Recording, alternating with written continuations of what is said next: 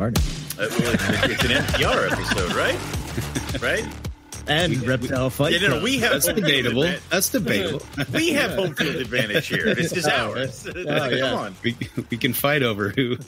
Yes. That's the debate. First 10 minutes is whose show this is. Okay, yeah. Who shall remain the podfather? Here's the pro why it should be our show. It's in the corner. It's in that corner. It says Merely Fight the Radio. Done. Easy, Owen. They can just push a button and it'll change. Don't help them. Why are you help? You're on my team. I am, but I also like to be real. You also like to. This is true. This is true. Oh, anyway. wait, this is all jacked up. Okay. All right. Well, here we are. Don't try to fix things on air. We talked about this. Wait till later. Fix them off air. It's an audio medium. We're here to fight about something. And, something with somebody. Owen was feeling rather savage, so we decided to bring out the savage people on the network, and we decided we wanted to fight, so we talked to the fighting people because as one does. So we have Justin Julander and Bob Rock on from Reptile Fight Club, the second most popular show on our network. So, hoi hoi. Yeah, I told Rob's reading. By the way, Rob, you sounded so smooth when you were at the MPR studios. We're going to have to studio him up. Yes. I was like, wow, that sounds sharp. Yeah, thanks for letting him use the studio, by the way. That was nice. And I mean, more importantly, thanks to Rob for doing the show while he's on vacation. While he was on vacation. That's dedication right there. Listen, I don't think I've ever stopped a vacation for an NPR episode, so he's already on a level that I will never obtain. So, I'm just like, here, everybody talking to my phone. Let's record from the field, from the road. Yeah, we're doing it. Somebody fight! Fight! Well, today I had to close the pool, and which is it's like on the level of a Rob hike. So I'm a little tired. Arduous. There could be some snakes. Yeah, why not? Yeah. I'm just, I don't know. But we got Australia coming up in a couple weeks, fellas. That's pretty so exciting. Pretty exciting. Hell yeah, man. Yeah. You probably have some kind of schedule coming up because I know you're probably you guys are all going to be. I've already been holding down the fort myself. I refuse. Yes, you damn well will. No, I will not. Well, it turns out I didn't realize because I upload the show early to Patreon. The one that came out today should have came out last week, and I didn't realize that I didn't upload it. Ahead. So we're ahead a week, Owen. I looked at it and I was like, wait, NPR hasn't been updated in 22 days? Shit. That can't be right. And then you're like, the Carpets and Coffee episodes weren't up. They were all there, but they just weren't, for some reason. They weren't uploaded. Then I got a notification today. What, 5 episodes? Well, it was in episode 94 to 99, and I'm like, there you go. It was. Whoops. Well, now it makes sense. Remember, I asked you when we were driving to the Pine Barrens. I was like, "What's the deal, man? You're just not putting him up anymore?" And you were just like, "Yeah, it's fine. He's an idiot." I'm the idiot. It's me. We just record for ourselves. We keep all the episodes. Don't let them out. Come on. Yeah. There's enough reptile podcasts. Maybe we should debate that. Yeah. How many reptile podcasts can there be? Yeah, how many do you need?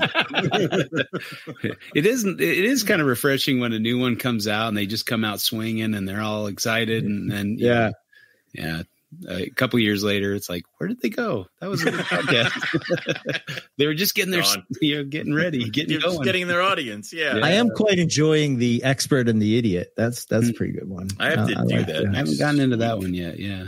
No, that's pretty good. Oh, no, wait, I'm started listening to that new Gecko podcast. There's a Gecko podcast. Oh, yeah. For us gecko nuts out there. Except I can't remember the name. One out of the 4 people here. Yeah. Surprise. Gecko Exchange Radio. Yes. Gecko Exchange podcast. The Gecko Exchange podcast. Yeah. There you go. Our old buddy Phil was on there. Yeah. Such a delightful listen. Yeah, that sultry voice. Yeah. Yeah. I've been I keep finding I saved the picture of it, but like every so often I find somebody that's in like a group of people in a movie or a TV show, and I was like, oh, that's their Phil. Okay. Yeah. Everybody needs a Phil. Yeah. That's right. Everybody does, for sure. Yeah. Absolutely. Yeah. So, as a Reptile Fight Club episode, I believe there's a coin toss, or how do you guys do this again? Oh, yeah. I mean, hold your horses. You know, we don't Okay. need I'm sorry. I'm sorry. I'm rushing you.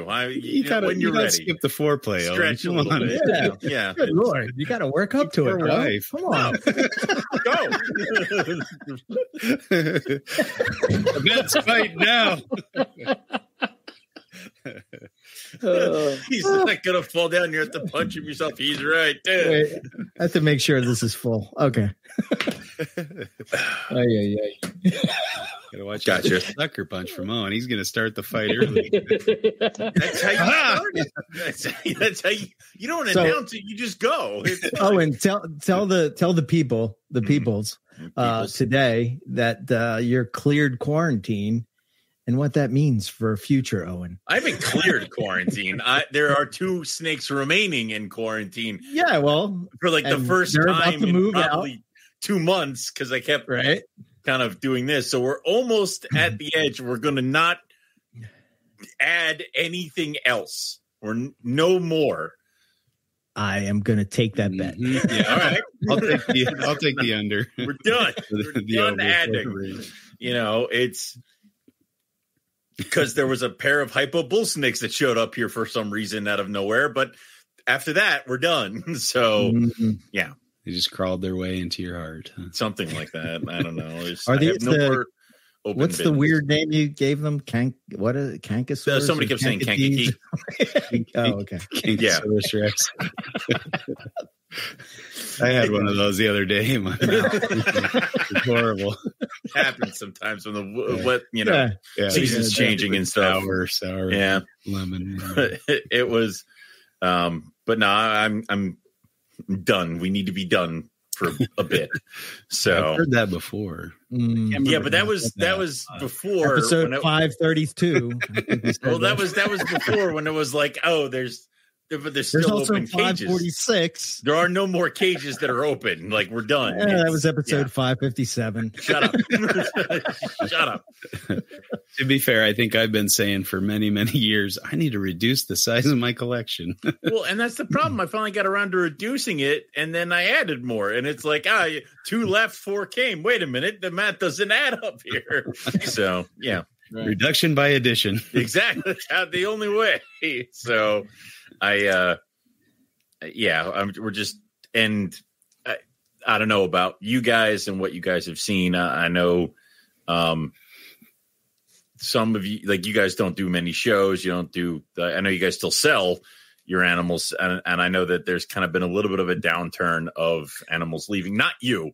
I know you don't do anything. Not me either, so I was going to say, like, not really Rob either. It's really only Justin that maybe sells his stuff. You two just hoard. So I don't know. It's like I've seen that kind of downturn, which, kind of gives me a little bit of a pause of going into this season, because I had planned about 40 pairs. And I'm kind of like trying to turn that dial. I'm like, well, maybe we don't need to do that many, because I don't even think I can bust out like emergency racks. I don't think I have any room for those. So I don't have any left to give. I know. I know. I took them all. So, I know where they are. So. I have one left, but that's actually the one I'm going to use for the baby tiger. Oh yeah. Well, it's that whole thing where it's like I can't really add that much, so you kind of gotta pick and choose here. So okay. Man, October kind of snuck up on me. I just realized it's kind of time to start pairing stuff if you want to get them going. Yeah. I did put my blackheads together, but yeah. Oh, they go together now? Do they? Yeah. Yeah. They lay eggs in like February or something. Jesus. For some reason, that's the schedule they're on. And no shit. If I don't put the male in early enough, she just lays a bunch of slugs. Is that the same pair that you've been pairing for the last couple of years? Or Yeah. Do all your animals get like punchy around this time? Because all mine are like desperate for food, like open mouth coming at the door. I think the Blue Beauties bit each other, and I'm like, great, cool, thanks, guys. So they're just always wonderful to try to take that knot apart. They let go pretty quick, but these are two females that have shared the same 6-foot cage for forever, and now they bit each other. I'm like, great, thanks. Like, why? So, it's kind of like, I think they know it's kind of getting later on in the year, and they kind of want to get some more food in, because it's not like I starve anybody over here. So I don't know. But is that a shot at me, McIntyre? I didn't say anything. If you took that offensive, that is on you. I don't know. I don't know with you today. I can't figure it out. There's only 2 people who can get me onto a podcast at 9:00 at night, and they're both here. So it's. Wait, there's 3 other people one of us here. That leaves one of us. There we go. Here we are. I think it's me. I can't get on to do jack squat. Yeah. He just laughs in my to face. Kimberly. Yeah. But he won't even do that with you, because you're not going to the right Kimberly. I'm going to the wrong Kimberly.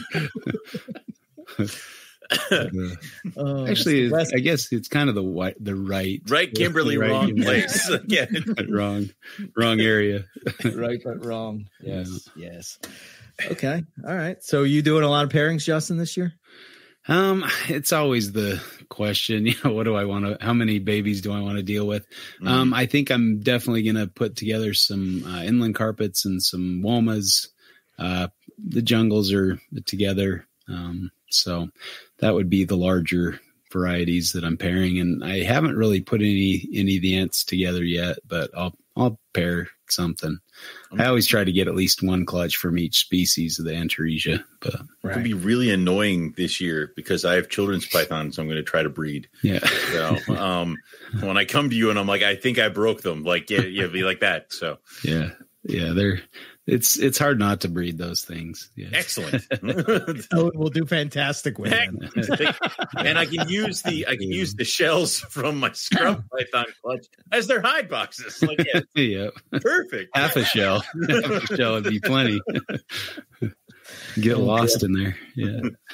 That's cool. Yeah. All right. So some Antaresia. And how about the lizards? You doing any? Yeah, I mean, they're kind of paired up already. So if they breed, well, the blue tongues aren't, but the others are. So yeah, I'll pair those up. I don't know how many northern blue tongues. I keep thinking my westerns are going to go, and then they keep not going. So I don't know what's going on with the westerns. I wish Ben would get that blue tongue skink sexing technique, the technology, down, so I could sex and make sure on the sexes on my western blue tongues. But I know I had a pair, and then they had a baby, and so I just kind of folded that one into the mix. But I don't know if it's a male or female for sure. It seems like a female. The male doesn't fight with it, so that's a good sign. And I thought she was gravid this year, but nothing. No. So yeah. Have they been bred in the States before? Westerns? Yeah. Well, by me a few years ago, but several others. Yeah. Right. So I got them from somebody. Yeah, but yeah, I wish they're not very commonly bred. That's for sure. And right. Okay. Yeah. They're really cool. I'm hoping on the birthday trip that's one of the target species down Uluru way. So that would be cool to see those. I was thinking about Justin the other day because I went to a pet store and I actually got to hold like an AMA for like the first time. Yeah. And I'm like, this thing is awesome. Like, and it was cool. And I'm like, we need to run far away from this creature as fast as humanly possible before I start figuring out where I can put like a knobtail gecko tank in my house. Don't do it, Owen. Don't do it. Don't do it. I'm like, wow. And hey, if you're not breeding them, they're not, difficult to keep. But, they do pretty well. Although you're on the East Coast and it's humid there, so maybe not. Yeah. Maybe go with an Asper instead. We'll just run screaming from the geckos for now, and then I'll come back when I'm, And they don't have much of a tail for you to break off. So that's another part of their appeal. I can't hurt them that badly. Yeah, exactly. What do you say with that? I don't trust an animal that falls apart intentionally. I knew you had a tagline. That was my Hosmer skinks. I was holding them to show some people, and I I go to grab one by the tail because they're spiny-tailed skinks. Their tails don't come off, and it popped right off. And I'm like, oh crap, these kind do. And then I look like a big moron because what are you doing? Like, why did you just pull its tail off? I'm like, I didn't think it came off. And now what? I picked up the other one to show him, and he started just wiggling his tail, and it just broke off and flew out. Like, what is going on? Oh man, it really upset them. Apparently, heads were falling off. Yeah, or tail. Justin's doing like that dad finger thing with the, with the tail. Look, yeah. So then I'm like, okay, lesson learned. Don't freak them out because they are breakable. But yeah, there are other Egernia species like the Depressa, their tails don't really come off. So it was more of maybe under extreme duress or something, but yeah, so the Hosmers were a little different. One of those things they don't tell you in school. They don't tell you that when you start getting into geckos. But yeah, I'm really hoping on this trip that we can find a Shei. That would be really cool. The Kimberly knobtail, because I still haven't seen any of the rough knobtails in the wild. Yeah, that's cool. High on my list anyway. Yeah, absolutely. And luckily, it's in the same places we're going to be looking for other stuff too. So it's all there. You go. Yeah, win-win. Yep. I think Ryan saw one in Kakadu when he was out there. Yeah, Ryan Young. So, I told them before you came on, Rob, that I wish you all great luck and great success out on the Australia trip. But if you find an Owen Pelly python, my love for you guys will diminish a little bit. Like, it's just going to go down, just a little bit. Well, you having already seen them, I'm just saying you went without me, and you, a little bit. So you'd be more mad about the Owen Pelly than you would about us seeing an olive python? No, because I can see olive pythons downstairs. I cleaned their that doesn't today. Count. Yes, it does. But I've seen them in captive collections, Owen Pellys. I've held one. Yeah, so have I. But or two. Yeah. 12. Yeah. No, I mean, like, I would say that it would be cool for you guys to complete the set. Am I going to sit there and be like, they got them all and I didn't? I don't know.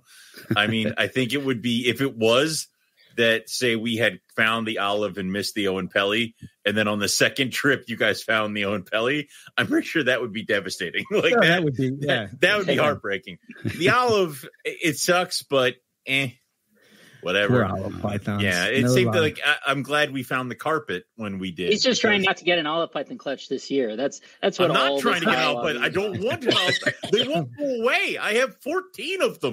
Like, they need to leave. You just missed that bubble, man. The bubble burst before you could get out. Could get the clutch, yeah. Well, this is like my 5th clutch, so it's like all the other ones left. So. It's a good thing they're small and they don't grow very quickly. Yeah, I know, right? Yeah, they grow on oxygen. It's not like they grow when you don't feed them. I mean, yes, I've been horrible. My perfect snake. Yes, been absolutely terrible to them. They still keep growing. Yeah. It's pretty wild. You're the one I got from you, Owen, it's like huge. I'm like, wait a minute. It's an olive python. I didn't think I had to explain that to you, but apparently I should have. No, I knew. I just was surprised that, how fast it has grown. It's like 5 foot, man. It was born here, and yeah, that's true. And Rob, you just got a litter, right, of boas, right? Yeah, Puerto Rican boas. Yeah. That was cool. So we talked about this a little bit on Fight Club last week, but the neat part of it is just how consistent that female / pair has been. So that it's been within 10 days or 2 weeks each of the past, or 4 times in the past 7 years. So it was 18, 20, 22, and 24, all within, between September 5th, something like that, and September 20th. And I'd given Jeff Murray the details. So I took weights and measurements on all the babies to give to Jeff Murray for the West Indian Boa website. And I was looking at the data from her litter in 2022, and the total mass of live babies was within 4 grams this time of last time, which is pretty amazing. And the total length, so this one had one more live baby. It was 14 live babies, no slugs, 14 and 2 slugs, 14 and 2 slugs, and this was 15 live, no slugs. But the total length of all the babies was about one baby short of the last litter. Wow. But yeah, just so amazing, the consistency. That's crazy. And how I'm not keeping them on a schedule, not feeding them on a schedule, I am managing them the same way. But yeah, to have that level of consistency from a pair of animals over 7 years without, not changing what I'm doing, but at the same time not following it in some ways is just sort of mind blowing. Yeah, I guess they figure it out, right? Yeah. So now that I have 4 boa species, can I be considered for boas, or am I still not? Yeah, we're actually planning. Yeah, we're planning to get that back on the track because there's been so much positive feedback around that, and people are asking about, have come up with topics that they're interested in. We got to get a part 2 with Quetzal, which was amazing. I thought that one was really, really good. So yeah, actually Warren, Keith, and I were talking about that. I think we're going to talk about it in Australia, and then hopefully coming out of the trip, we're going to be recording a couple, getting back on track and doing that. So yeah, I think hopefully that'll push the excitement amongst the group in the way that there is for people to receive it, which has been awesome. So cool. Yeah, I'm super excited about that, and hopefully we'll certainly, we can talk to you about some boas. I figured you didn't want any of these, Owen. You hadn't expressed any interest, so these are a non-sale. Please no. It's like, they're like coastal carpets, Owen. I don't know. Please, they really are. Yeah, I don't get no. So for the most part, I actually try and pre-arrange people who are interested, right? Because on these, as I say, totally non-commercial. You theoretically could sell them within your state, but that's not something that I'm interested in doing. So usually, there's just been this remarkable consistency both with them and the Puerto Rican boas and the Jamaican boas. So that as she's working on it, it's like, okay, who's interested in having some of these and whatever. And I don't know that Dustin was that interested, but Brandon was super interested, and my buddy John was driving down to the Tucson show, so I just sent an undisclosed number of them down to those two. They should have picked them up today. I think Dustin previously wasn't interested, but Brandon was like, "Hell yeah, dude!" Or what was his? What were we saying when we found that first Ruber? Hell yeah, brother! It's like the Ric Flair, or whatever. Yeah, brother. Brother. So that was sort of the vibe. So I think I sent 6 of them down there, and I was like, "Here you go, a healthy little starting batch." And on these, out of the, I sent him 6 Jamaicans too, and apparently those turned out. He thought at least the initial popping or whatever, he's like, "You sent me 5.1," and I was like, maybe I just arbitrarily picked them, or whatever. But at least on these, I told him, as is true, I was like, "Look, I definitely have more from previous years that if that winds up being a problem again, I can just send you even more." Yeah. How many? No, this is why I don't want to get involved in this, because Rob's would be like, "How many this year?" No.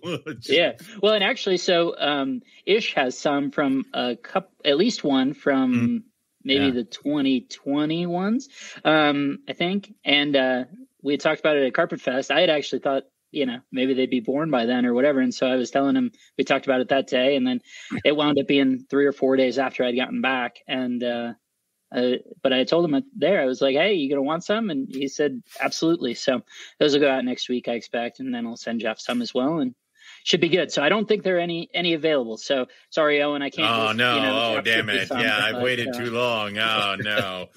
I mean, I could send you some of the ones from 22 or 20 or 18 if you want those. Let's not go crazy here. And I swear to God, if I get an alert that says FedEx, you're getting a box, I'm going to be really suspicious. So yeah, it's no, I need to stop. Okay, there's too many projects. Is there an issue with sexing them, or is that they're so small? You just don't want to deal with the hassle of sexing all of them, or you just kind of like, hey, you get what you get. And yeah, sort of like, I mean, and I mean, in both instances, it's like, I think basically I've sent out three it's turned into 3 or 4 groups, because we're talking, 14 to, I think, 50, maybe the Jamaicans, the second one was 16 or 17. And it's just been, I've sent those to a cumulative 3 or 4 people. It's varied depending on the time. And it's like, okay, well, presumably the ratio itself is relatively even, so that if I sent 6 of them to Dustin and it's 5.1, then Keith probably has 1.5, or whatever. And they can sort that out themselves as they want to. And that's basically been sort of the approach I've taken. The rules for the Jamaicans are they have to be gifted, but the rules for the Puerto Ricans is they could be sold in your state, just not us. So no, it's the same for both. Okay. And what it actually comes down to, right, is so the law that impacts it, and there could be state laws that would impact on this. Okay. I think maybe Illinois or something has a law against keeping Endangered Species Act listed animals without a permit or something like that. Gotcha. There is so a state law could supersede this, but in general, because it's a federal law, what matters is crossing state lines, and the Endangered Species Act prohibits commercial sale of Endangered Species Act listed animals over state lines. Right. But so that within your state, theoretically, you're not out of state. There is not interstate commerce. So you could theoretically do it within your state, but that's just not something I'm interested in. Where you mostly see people that do that is Florida. I think a lot of that stuff originated in Florida and all that. And so you'll see that sometimes. Radiated tortoises, it seems like they're sold, and usually it's just within state, well, they can't sell across state lines, but black pine snakes up here. Because that's something where. Are they endangered or threatened? So that's the other. So there's two. I'm saying this like it's one thing, but in reality, there's 2 different classifications. And what it more or less comes down to, at least the way I take it, is if it's endangered, then you're not going to get a commercial permit for it. Where if it's threatened, then it's similarly listed, similarly protected, but they will grant a permit. You could apply for a permit. So we see that with eastern indigos, right? They're listed there as threatened. And so those are species that can be in commercial trade if you get the right permits and all that. They're not going to issue those permits on something that's classified as endangered. I think with black pines, I think they are threatened, but then I think at one part of their range, which is in one state, they are classified as endangered in that state. I'm not sure which state that is, but it's like because that state has them as endangered, or that population is endangered in that state. I don't know if that weighs on it a little bit heavier, but I was told they sale within state is fine. Outside of state is no good. But it's to the point where people won't even, like, there's no transporting out of state or anything like that. So you could give them away. As someone who breeds species and actively gives them away. Give them away, right. The whole notion that, we can't keep Louisiana pines, can't keep black pines, can't keep, all this stuff because, we couldn't then sell it. But you could. I work with a lot of things that I don't sell, and you give them away. And if you legitimately gave away black pines, you could send them to whomever you want, presuming there was some state law prohibiting you from doing so. Right. But again, it's genuinely giving them away. It's not wink, everyone, it's some wink. No, it's not. It's genuinely, here you go. Yeah. So I this might be a dumb question, but how do they even track that? Right. So you have to write the species on the box. How would they even flag? Right? What would even flag? I think for the most part, the things that would capture attention would be putting it up on, formerly King Snake or Fauna, now more or your own website, or your own website, and saying like they're for sale and advertising them without sort of. As I referenced the Florida thing, right? Like you would see Jamaican boas, and it's like Florida sales only. That kind of language you would see. So I think presumably that kind of would be a flag that they would see and highlight. Similarly, I know that boxes do get inspected occasionally, and, they have those labels on there and all that. Some states more than others and whatever, at least that's the impression that I get.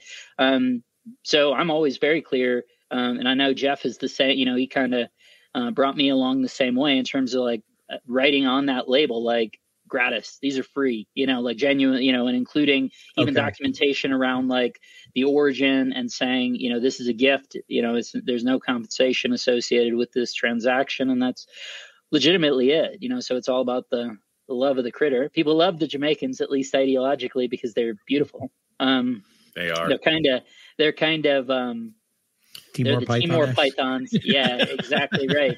They're the Timor pythons of the West Indian boas, where Puerto Ricans are the coastal carpets, just in terms of keeping experience and how you interact with them and how they respond to you and all those things.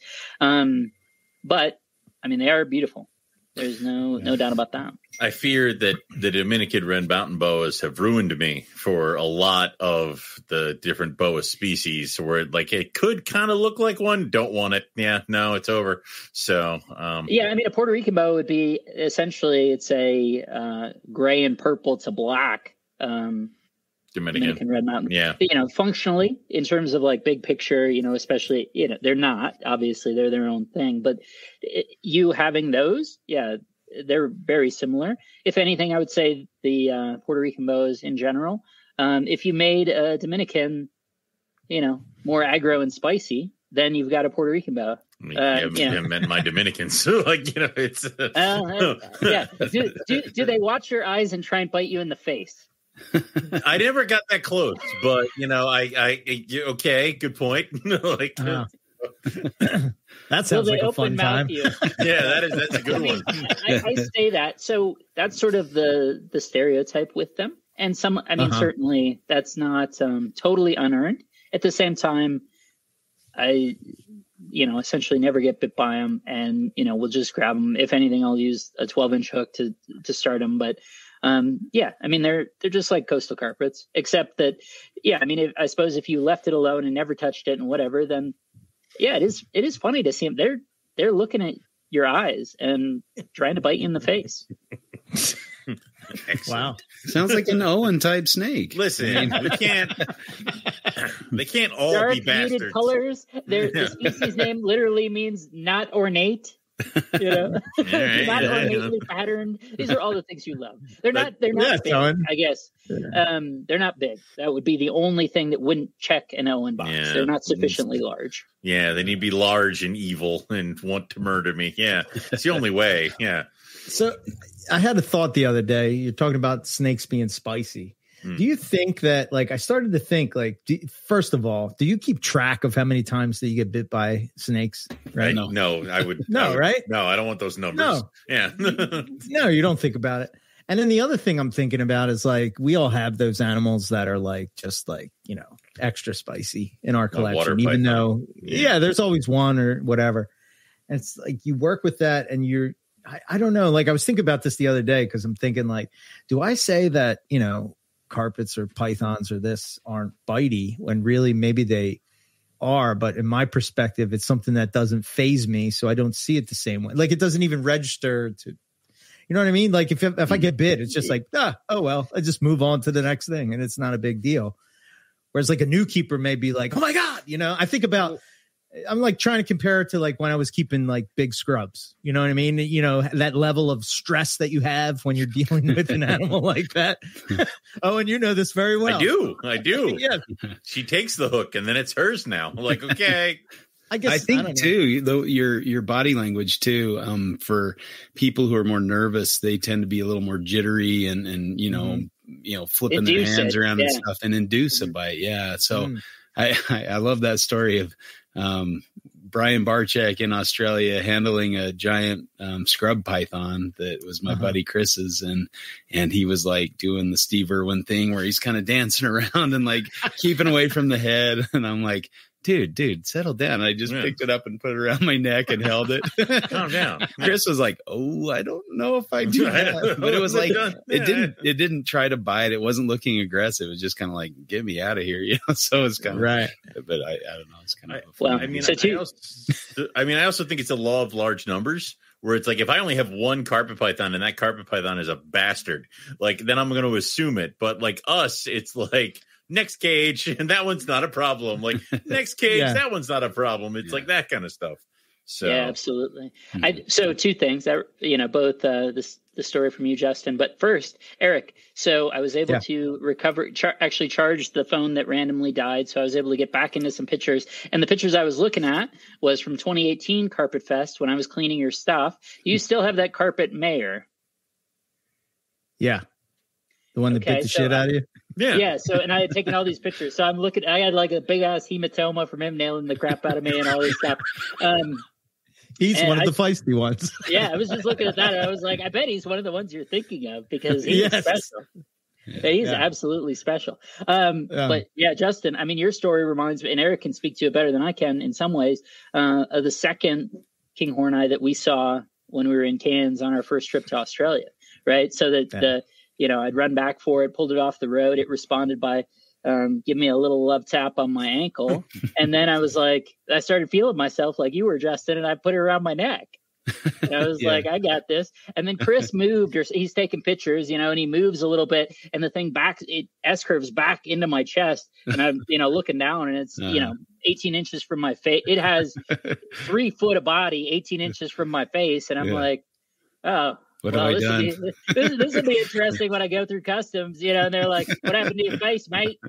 I fell down. We'd have to throw Rob down on the concrete a couple times to make it look better, but make it less snake biting. It's like more scraping. Punching you in the face because we have to, not dragging you across concrete. Because we love you. We do this because we love you. Do it again. Hit me again. You got to be more like me, Rob, and make your own problems and issues and hurts and. Oh my goodness! But that's the other thing is that because what is it? Rhino rat snakes. People are always grabbing them and putting up by their face. I'm like, if I did that with my male, he'd pierce my ear for me and then hang on there for a good measure for a while. And no, he'd just eat it. I mean, he's probably a bastard. It's like my adults are not nice. But I just find him to be so food motivated. So I've had it where, literally someone was just talking about this, some podcast that I was listening to, but they'll literally do the thing where they, grab you on the finger and they just do the chomp, chomp, chomp, chomp. They just start. And then they're down to your hand and it's like, well, this will be an interesting next 45 minutes. Like, what are we doing here? They make that difficult decision. Can I finish this? Can I eat? I've been stopped by the palm. It'll be fine. That's why it's when I feed the adults in the communal cage, it's like I have to have 2 things. Oh, absolutely. Like mice in their faces and at the exact same moment. And then I got to babysit because I don't trust them enough to not go over and do the Cali King thing. Oh, they will. Absolutely. I know they will. No, they will 100%. So I got a question about that. You guys both communal, do put pairs together or whatever. When you're feeding them both at the same time, are you always nervous that they're going to continue to want to eat? Is that the idea? Like you're like, as soon as they go together, you're freaking out? Or like what, how does that work? Usually, and I'm just speaking with my guys, is once they've eaten and there's no trace of mouse, it's fine. Okay. It's like if the mouse was hanging out of somebody's mouth still, then it's still there. It's free game. It has not been fully consumed yet. And I've seen that a lot. But once it's all the way down, they tend to leave each other alone. Of course, it's not. I would say that's not 100% of a rule, but sure. You do end up having to do the thing like when the babies that are not eating finally bite and wrap a fuzzy, where you're like, I guess I'll just be here now for the next hour and a half. Like that's happened a bunch where it's just like, well, I'm just going to be here now. So statue mode engaged. Well, that's the, cause my female was smaller. Well, it's a lot smaller than my male. And I didn't want to get him huge, but I found the best way to distract him while she was eating was to feed him too. So it's like, she's getting a large mouse and he's getting like a hopper. And it's like, and he would just, like 5 seconds. He takes it and then you're like, crap. And then you got it like, oh, now I need another one. Exactly. So am I really helping him by giving him like 4 hoppers? So Yeah. Why is your male so obese? Just trying to keep I'm trying to keep away from the female. Yeah. The only time I've only had that situation is breeding when I've introduced the male into the female. It was gelatins that did it, and it was some jag did it. Well, like biting each other? No, it bit and wrapped the male. You've only had that like twice? Twice, yeah. Only 2 times. Yeah, you don't work with white lips. Yeah. Okay. Yeah. Yeah, But it usually surprised me that pythons it's figure it buckets. out. I don't think they're going to necessarily take each other down, but you get nervous. I've put several in buckets of water, like if they don't let go quick enough. Yep. Now, Yep. hold on. I've been meaning to say this for a long. I was just telling Eric this when we were at Carpet Fest, when we were driving out to the Pine Barrens for our 22 miles of fun. No snake fun. No snake fun. 22 One miles. snake. One snake. Snake. One very good snake. It's One not like very good snake. Yeah. Yeah, one very good snake. But yeah, so that how you've spent. I suppose actually, I was been thinking this for a little bit. We should give some context to the show. Why are we here? And that would be to celebrate the beginning of the 13th season on radio. Yeah. Right? Yeah. Now, consistently over that entire time, you've been concerned about keeping animals that eat one another or have the potential to consume one another. Owen. True or, Yes. true or false? Okay. This is I true. got fun for you. Go on. For you. You know those speckled kings you got from Keith? Yes. They're on So my list of things that will eat each other. Oh, they very much are. They're So psychotic. he got them from me. Yeah. And so when I had gotten them, I tossed them together, but they had not. It wasn't early in the season, right? It was like, oh well, I'll put them together and see what happens. And what happened was the male immediately grabbed the female's tail and started eating her without constricting her from the back. That's what happened instantly. Instantly, he touched her and started trying to eat her tail to head. He seems like he'd be that way because he's one of those Keith's like, well, listen, he'll eat mice, rats, your fingers. It doesn't matter to him. I'm like, okay, he was right. It's absolutely. I'm glad we had this conversation before breeding season because now. So I do. And you're have worried a tip about for you. blackheads. Yeah, well, that was the part that was so funny. That it's like you've spent all this time being worried about blackheads, and it's like, no, dude, that male has tried to eat that female, right? In actuality, it's not. I've never seen any inkling of the of blackhead blackheads. is because I think if it were to happen, first off, it would happen to me. Second off, it would be after I've spent a ridiculous amount of money on blackheads. So that's why blackheads really always the grief thing. Factor. Yeah, the main thing. Looking at my collection as a whole, I don't know if I can ever pair my female ring python because she's psychotic alone and I don't have a male that is close to her size. And she scares the crap out of me that I would spend the money on a ring python male and just to be consumed by him. Yeah. The other ring python female who had murdered 2 males is with Ryan Young. So it's like, it's not the blackheads are just the ones I kept picking on, but it is a general consensus of terrified with white lips, ring pythons, anything king snake. I mean, all my Callies, I'm like, don't kill each other, don't kill each other, don't kill each other. And so far, so good. Yeah, don't put your negativity on the blackheads. Yeah, right. They're sweethearts. I've never had them. Bring that here. Yeah. So my helpful strategy for you is when you bring them out of brumation, ideally, the male's still in. You can pair them up when they're still in shed, and the male will breed instantly. And because, like, in the instance, so I had produced from them 3 or 4 years ago, something like that. Mm-hmm. And the female had shed first, so she was like perfectly clean, ready, totally couldn't be more primed to go. And he was still opaque. Tossed him in there, instantly locked up. And no worries, and actually carried through to a second clutch that had lesser fertility. I wasn't trying to get it, it's one of those where she was bound to give a double clutch on that. She just doubled on you. Okay, yeah. I definitely wouldn't repair them because I saw what happens if you pair them later in the season. So definitely don't repair them. Go when he's blind. Got it. Go when he can't see. Exactly. And certainly watch them. So you'll see it. I mean, in both instances, I saw it instantly, literally in the first instance, the tried to eat her instantly. Yeah. Not even he tried to consume her instantly, without even killing her. So it's either breeder or eater, nothing in between. Those are the only 2 options. Those are the 2 options. No coziness. Cuddle or death. Nothing. Ladies, that's a red flag, ladies. Don't ever put up with that in your lives. In both instances, it was either was happening within 30 seconds. Got it. So you'll know. Good. You'll know immediately. Something to look forward to. At least they're not sneaky about it. Yeah. No, I'll wait till he leaves. And No, we're good. Death. That's Like, the Apodora. We'll wait till you feel comfortable. Then we'll eat each other. He let his guard down. I nipped it while you were snapping. All right. Well, are we gonna 13 years? Or? That's.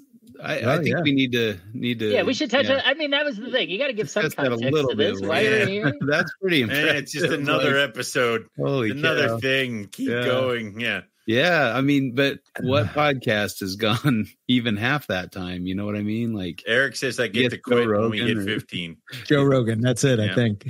And Adam Carolla.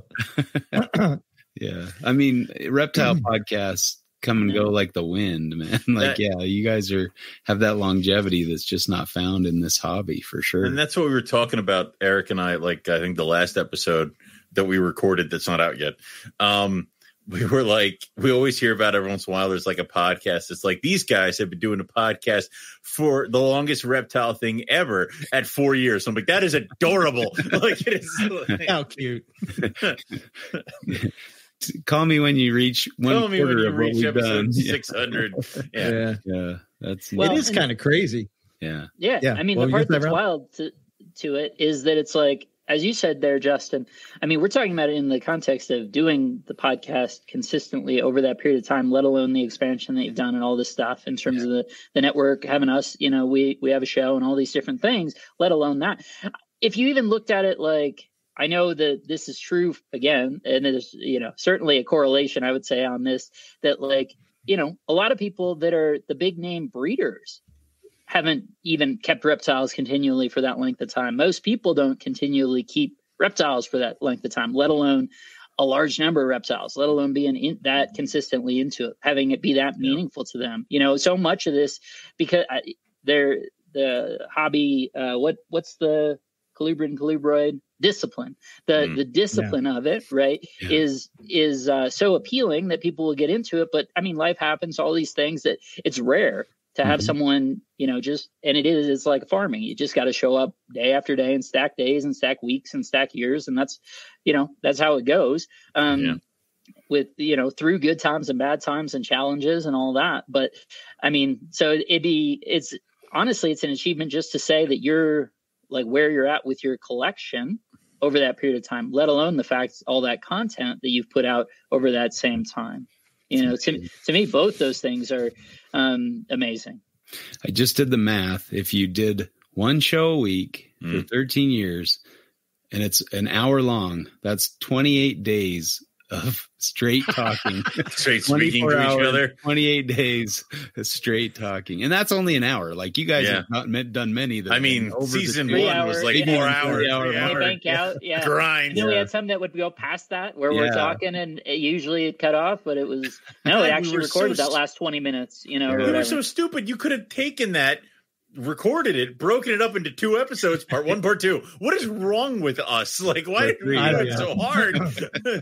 It wasn't the vibe it's a different world back. I know. It wasn't. It's not how it was. But still, I mean, having you guys recorded for posterity for 28 days of constant talking, you got nothing from this. I mean, I think at this point, it's probably the genuine number is probably like 60. Yeah, a couple months of straight talking.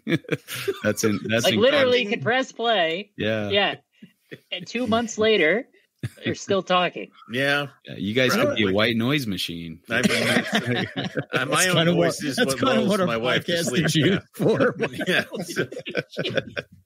We don't get anything out of it. We just listen to fall asleep. Yeah, I don't know, man. It's kind of weird. You think about it. Like, I feel like I guess it's like maybe a unique perspective that we've been through so many things in the reptile hobby. You know, I mean, you know, legislation that was going to take things away, people coming and going, people passing away that, you know what I mean? Collections changing and like, I don't know. It's just, I had 8 carpet pythons when we started. I had 8. Eric was in his 30s. I was in my 30s. I was in my early 20s. Yeah. Owen was an infant. 30s. I was a child. Yeah. Oh my goodness. Yeah, it just seems like I don't know. It's not even weird to mention, right? The Carpet Fest and the thing that we're all super excited on now, with the trips in the last 5 or 6 years, kind of doing. I know Justin, you did a ton before, but for the three of us, that's more new and kind of a changing focus, and maybe that's an important part of it too. Is that it's the antithesis, Nick's concern, right? Oh, don't do that podcast because there's not nearly enough to talk about, and the answer has become, A, that wasn't right in the first place, but B, is you're not talking about the same thing that you were talking about then, both in terms of like your familiarity with the material, what's even fair game, right? It's like we talked to Glenn Bartoletti, about herping in Florida, and this sort of stuff. Like that's not something that you probably would have thought in 2008. Hey, 12 years from now, we're going to be talking to Glenn, 11 years from now, we'll be talking to Glenn about, what's it like to herp, sandhill habitat in Central Florida. Right. Mm-hmm. So I think there's a ton there too.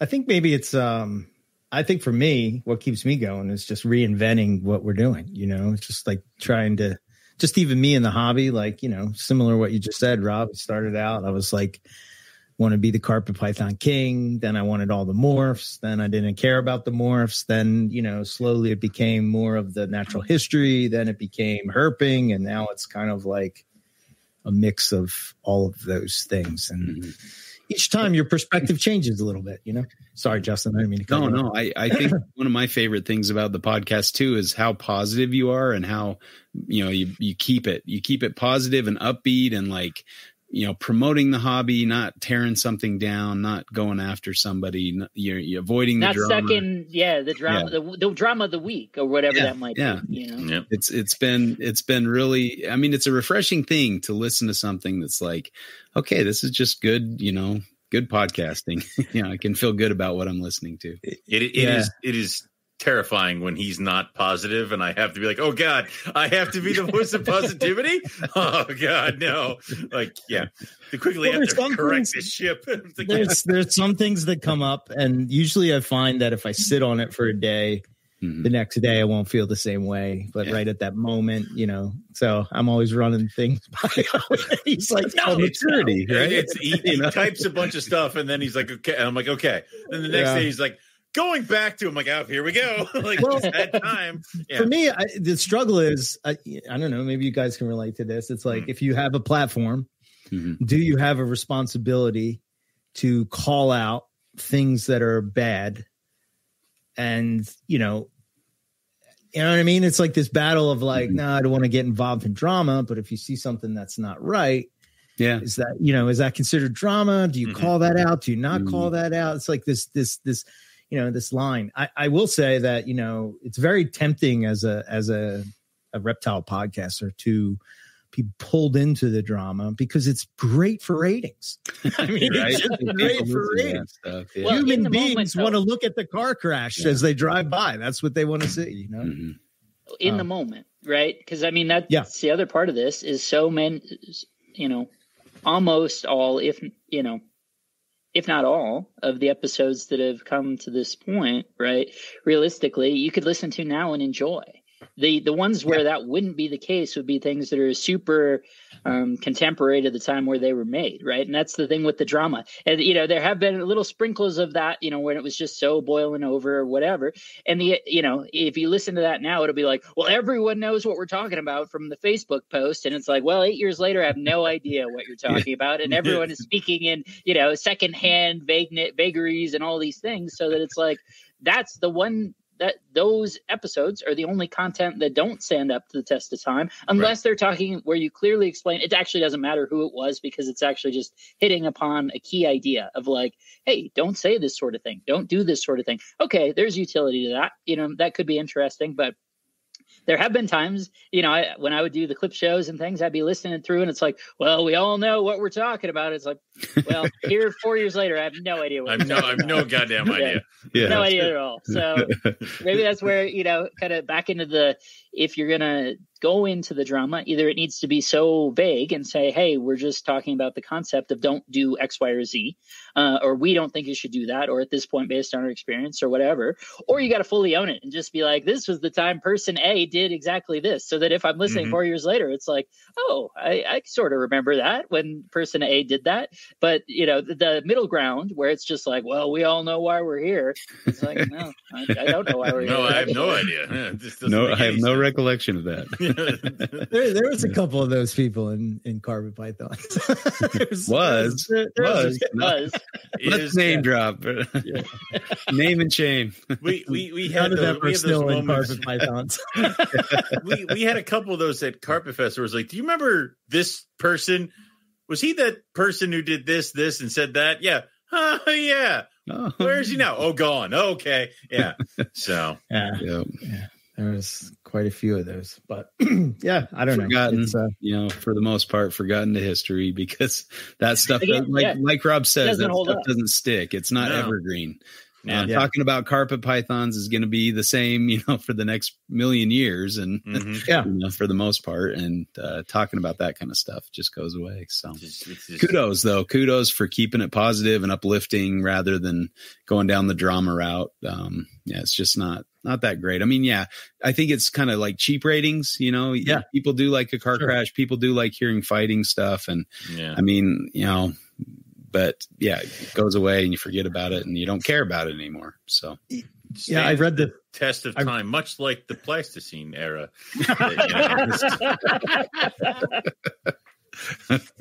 Our favorite era. So, yes. Everyone's favorite era. Everyone's favorite era. I mean, come on now. It's the best era around. There are no other good eras. If I could go back in a time machine, I would go to the Pleistocene.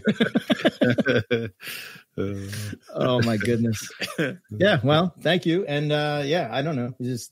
What do you think, Owen? What do we got? Another 5 years? What? You want to take it to 20? You want to ride it to 20? We're teetering on the edge of some sort of rift where you and I will never speak again. Something's going to break. It has to. So, that'll never happen. Yeah. You can't be mad at me. You'd have to try really hard to get Eric to be mad at you. I know. Yeah, I know. This guy keeps trying to make up with me. It's like, why won't you be mad? Come back here. Wasn't that a Seinfeld where George tried to break up with something? They're like, nope, we're not breaking up. No. Sorry. I've tried to retire several times. Eric's like, and I don't accept your resignation. And I don't know what to do after that. So I get sit down, turn on the mic. Yeah.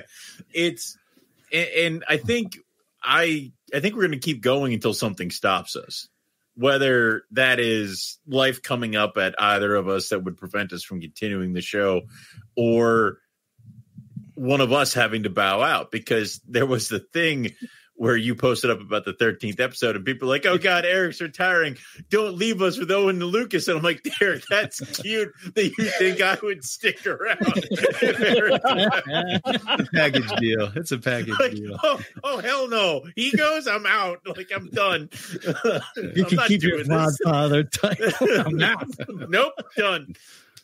So, yep.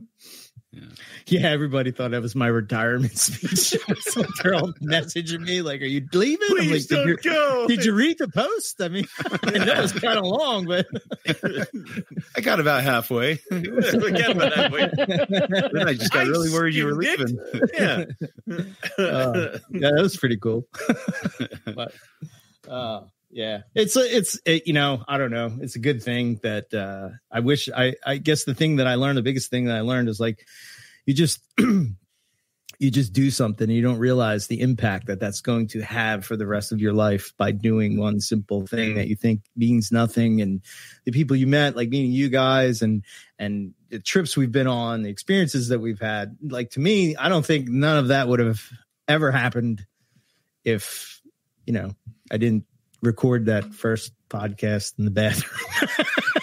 That was terrible. My entire herpetological career, I think, would be very different, and I'm not even 100% sure I would be where I'm at if I hadn't joined onto MPR, because I was just one guy, and my claim to fame is I had a very nice looking M-Pen female, and that was all I had going. So she was nice. She was, but I mean, that was it. Nice. So, and now you can walk through a reptile show and people recognize you by your voice. Yeah, that's why I don't talk at reptile shows. I know that voice. Very quiet. Yeah, it's one of those things where I don't know if I would have the collection I have, and even have the animals that I currently have, or the ones that I hold in high regard in my collection. It's, would I have ever gotten Timor pythons? Would I even have the rough scale pythons? Would I have dipped into colubrids? So would I have, would I even have had success with the Madagascar hognose? Like, why is that on the radar? Like, it's that kind of stuff where I think it would be completely different. So probably. Yeah. We would be fighting with each other in Hamburg. How dare you steal my customers? I'd run you over. You'd have quit by now. You would have done one Hamburg show and not wanted to put the baby snake in the McDonald's tub, and then you couldn't do it. You can't do Hamburg if you can't do that. You won't catch me at that mite-infested tinderbox that they call a show. Hey now. Keep it positive. The chicken fingers have gotten better. The new place had a tattoo artist in the lobby. Nice. Okay, that's the only reason why I take the shot at the old place. Come on, man, that was a tinderbox. Come on, Owen. You can't tell me that was not a tinderbox. I never did the August show because you could die of heat. There were one oil spill away from like that place burning down. Oh yeah, you can walk in there and you smell the grease from like 2012. Yeah. You guys are eating the chicken fingers. I'm like, what are you doing? I bit one of those chicken fingers and cracked my tooth clean in half at the beginning of a show, and I'm like, this could be a good day. Like, it could be a good day. Yep, no. It wasn't. But it did have that Jesus inspired coffee or whatever. And although I'm still not certain whether that was actually like that it was that good, or if that was just I had just put you through hell, and so this was just anything that came even close, any facsimile is good. Was it actually amazing, or was it because you were just like in such a state of suffering at that point that it felt amazing? I'm not 100% sure this coffee place existed, that if this was not some sort of Stephen King-esque clouds parted, there was a coffee shop, and somehow Eric sold a part of his soul and then left, and then now if I go there, it will be no coffee shop and a vacant lot. If Jesus is making that coffee, he's doing a good job. That's good coffee, man. I wouldn't expect any less. Now the real question, could Jesus himself microwave a pizza so hot that even he could not eat it? Yeah. It was I don't know, but Rob, that trip is like walking up the timber spot is nothing compared to the trips that we've been on since. I mean, that was an easy one. If there would have been one of those coffees at the end of the Grand Canyon thing, man, that would have been fabulous. I'm disappointed I missed that, but then I'm also like, all right, I'm okay. I don't think any of us are going to do it again with you. I'm going to do it myself. You're on your own. You guys can park up at the top and be like, I hope he makes it. Sorry, man. I won't withstand another climb. All right. Do the south rim, but not the north rim. No. Good Lord. If I parachute, I was thinking about that the other day because I've been working out more. I'm like, I wonder if it would be easier to do this again. I'm like, what the hell am I thinking? Why would I even want to go down there? It's not like we missed the snake there. No way. I kind of want to see it in the day, but I don't. He showed me I'm like, he was showing at night, and I'm like, all right, well, I've been on mountaintops with these guys at night when there's nothing but darkness, and that was disconcerting. Then he shows me a video of that stuff during the day, and I'm like, no, I prefer the blackness. I don't want to know what's going on over there. Like, no, yes. You look down, and it's just nothing. The blackness was good. That's my yes. I think it was probably good. I don't know, for me having the most of amongst this group, the highest reaction to height situation. To me, that was actually the entire 90% of the challenge was that for me. at least on the way up, after we'd found the snake and all that.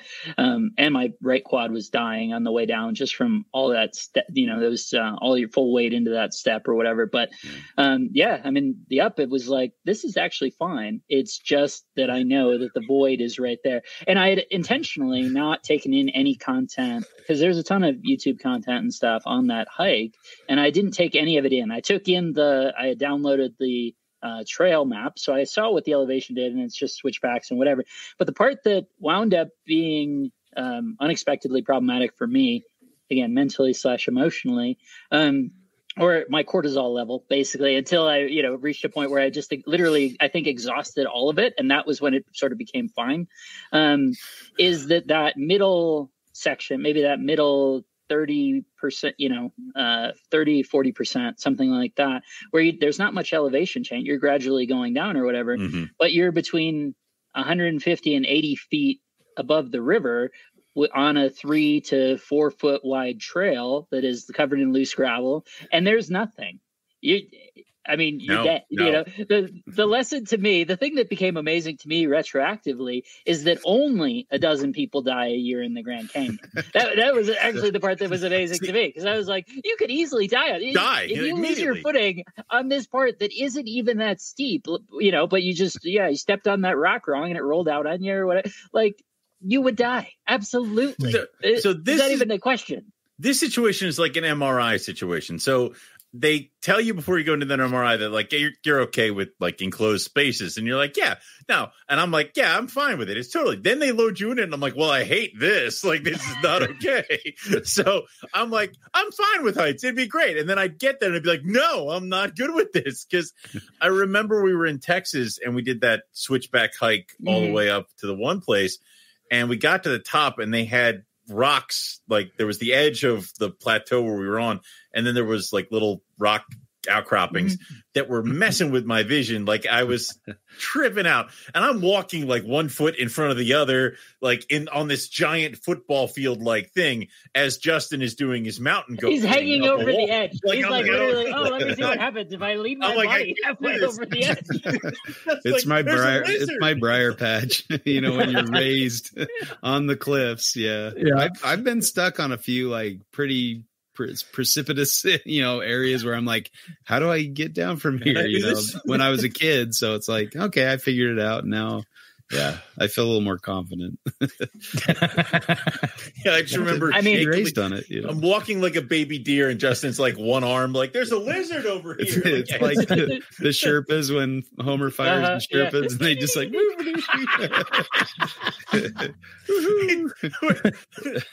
Eric's salvation. Maybe save some of the oxygen for when you get higher. Right? Yeah. Eric's salvation on the way up was that he was so out of it that he. I'm walking behind him and I'm just like, dude, you are just meandering. You didn't, care in the world. And I'm like, I don't know why we didn't fly MPR 1, the drone that I named that is in Justin's. Why didn't we just fly that down and be like, there's the snake, back up it comes. Like, we have this technology, guys. What's wrong with you?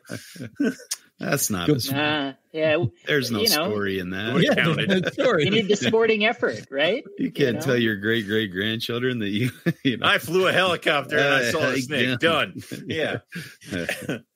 Yeah, it was it's like so I don't really, well, like Rob, I'm sort of like somewhat iffy with heights. I do not like really tall roller coasters. And when I first started dating my wife, I had to go down to meet my father-in-law, and he loves roller coasters. So I couldn't be a bitch. So, you know what I mean? Like, you can't be a bitch. You can't bitch out. So I'm just like, okay, I guess I'm going to have to get on this. So I get on it, and I'm like, what if I just close my eyes? And then it's like not as bad. I think it's worse. I think it's worse if you're on there shutting your eyes. No, it was No, it wasn't, not worse for the experience, but until he looks over at you like a bitch in front of your father. No. Are you closing your eyes, Eric? Is that a tear? Is that a pee spot? No, I made sure that he couldn't see me closing his eyes. I'm not stupid. A little bit of column A, a little bit of column B. Yeah. But that was kind of the feeling I had with the Grand Canyon. Was like, I can't see it, so it doesn't exist. And then when I watched it back on the video, I'm like, what did you do to me? Because to Rob's point, I think I was kind of like, just push him towards the wall. Just make sure he stays in the wall. Yeah, exactly. Yeah, no, that was wild. Yeah. And again, I just highlight that the part that was actually concerning to me is that when the night before, when Justin, Dustin, and Nipper are like questioning the sanity of the scheme, I'm like, those guys, like, yeah, like if Justin thinks it's a bad idea, it's like. Yeah, but you hang off the side of mountains. It's bad. Why do you think this is a bad idea? That's after a good night's sleep. You know, if I'm doing it while I'm supposed to be sleeping, then questionable. Yeah, I wouldn't want to do that more than one night. And I mean, frankly, driving to Vegas was a pretty treacherous thing. I was hallucinating part of that drive. You know, stay up because I was like, this is the sort of thing where if he knows that I'm awake and I'm like, yes, hello, I am also awake. You cannot cannot kill us all. Thrilling conversation to be had. Are you awake? Yes, I am also awake. We remain awake. Okay, this is fine, and we will carry on. But like, it was one of those where it was like, man, if he's doing this by himself, he definitely. Oh, dude, no. For sure. Yeah, I probably would have pulled over and just slept somewhere, you know, for another couple hours halfway through or something. That's why I was like, hey, let's go look for chuck walls. You know, exactly. Let's go. I do. Yeah. It's like I got to move around, get the blood pumping because I'm going to fall asleep otherwise. And you noticed, like, I ran to the bed after we got to the Airbnb. Yeah, you're like, I'm passing out for the next several hours. It's coming. I need to get somewhere soft. Yeah. The funny thing is, then I wound up like, you know, calling home and said I didn't even go to bed. You're a different breed of human, my friend. Yeah. We get home from herping and it's like 4 a.m. and Rob's, hey, anybody want to stay up for a drink and chat for another 3 hours? I'm like, that's always the funny part is we're all in like the communal areas and we're all like nursing busted up feet and other stuff. And then Rob just comes in. It's like, here. It's like, sure. I'll look at it and like hold it near my face because it's cold. But yeah, I've found that if you somehow convince me to stay up for like past the time frame of like when I would be in bed, then I'm fine. Then I'm like, I don't want to go to bed now. You know what I mean? Like it's like we start talking like when we were in California with Brandon. Yeah, the California trip was wholly different. Because Eric's thing usually is to go to pull a Justin, and you know he's like, I'm going to bed. You know, I'm out. But if you're not instantly out, then it's like now you're locked in. And in California, since it was just the three of us, I think you felt a pressure or like a motivation to be like, okay, I'm going to stay up with these guys and do it or whatever. If somebody else had called it too, he would have gone right with you.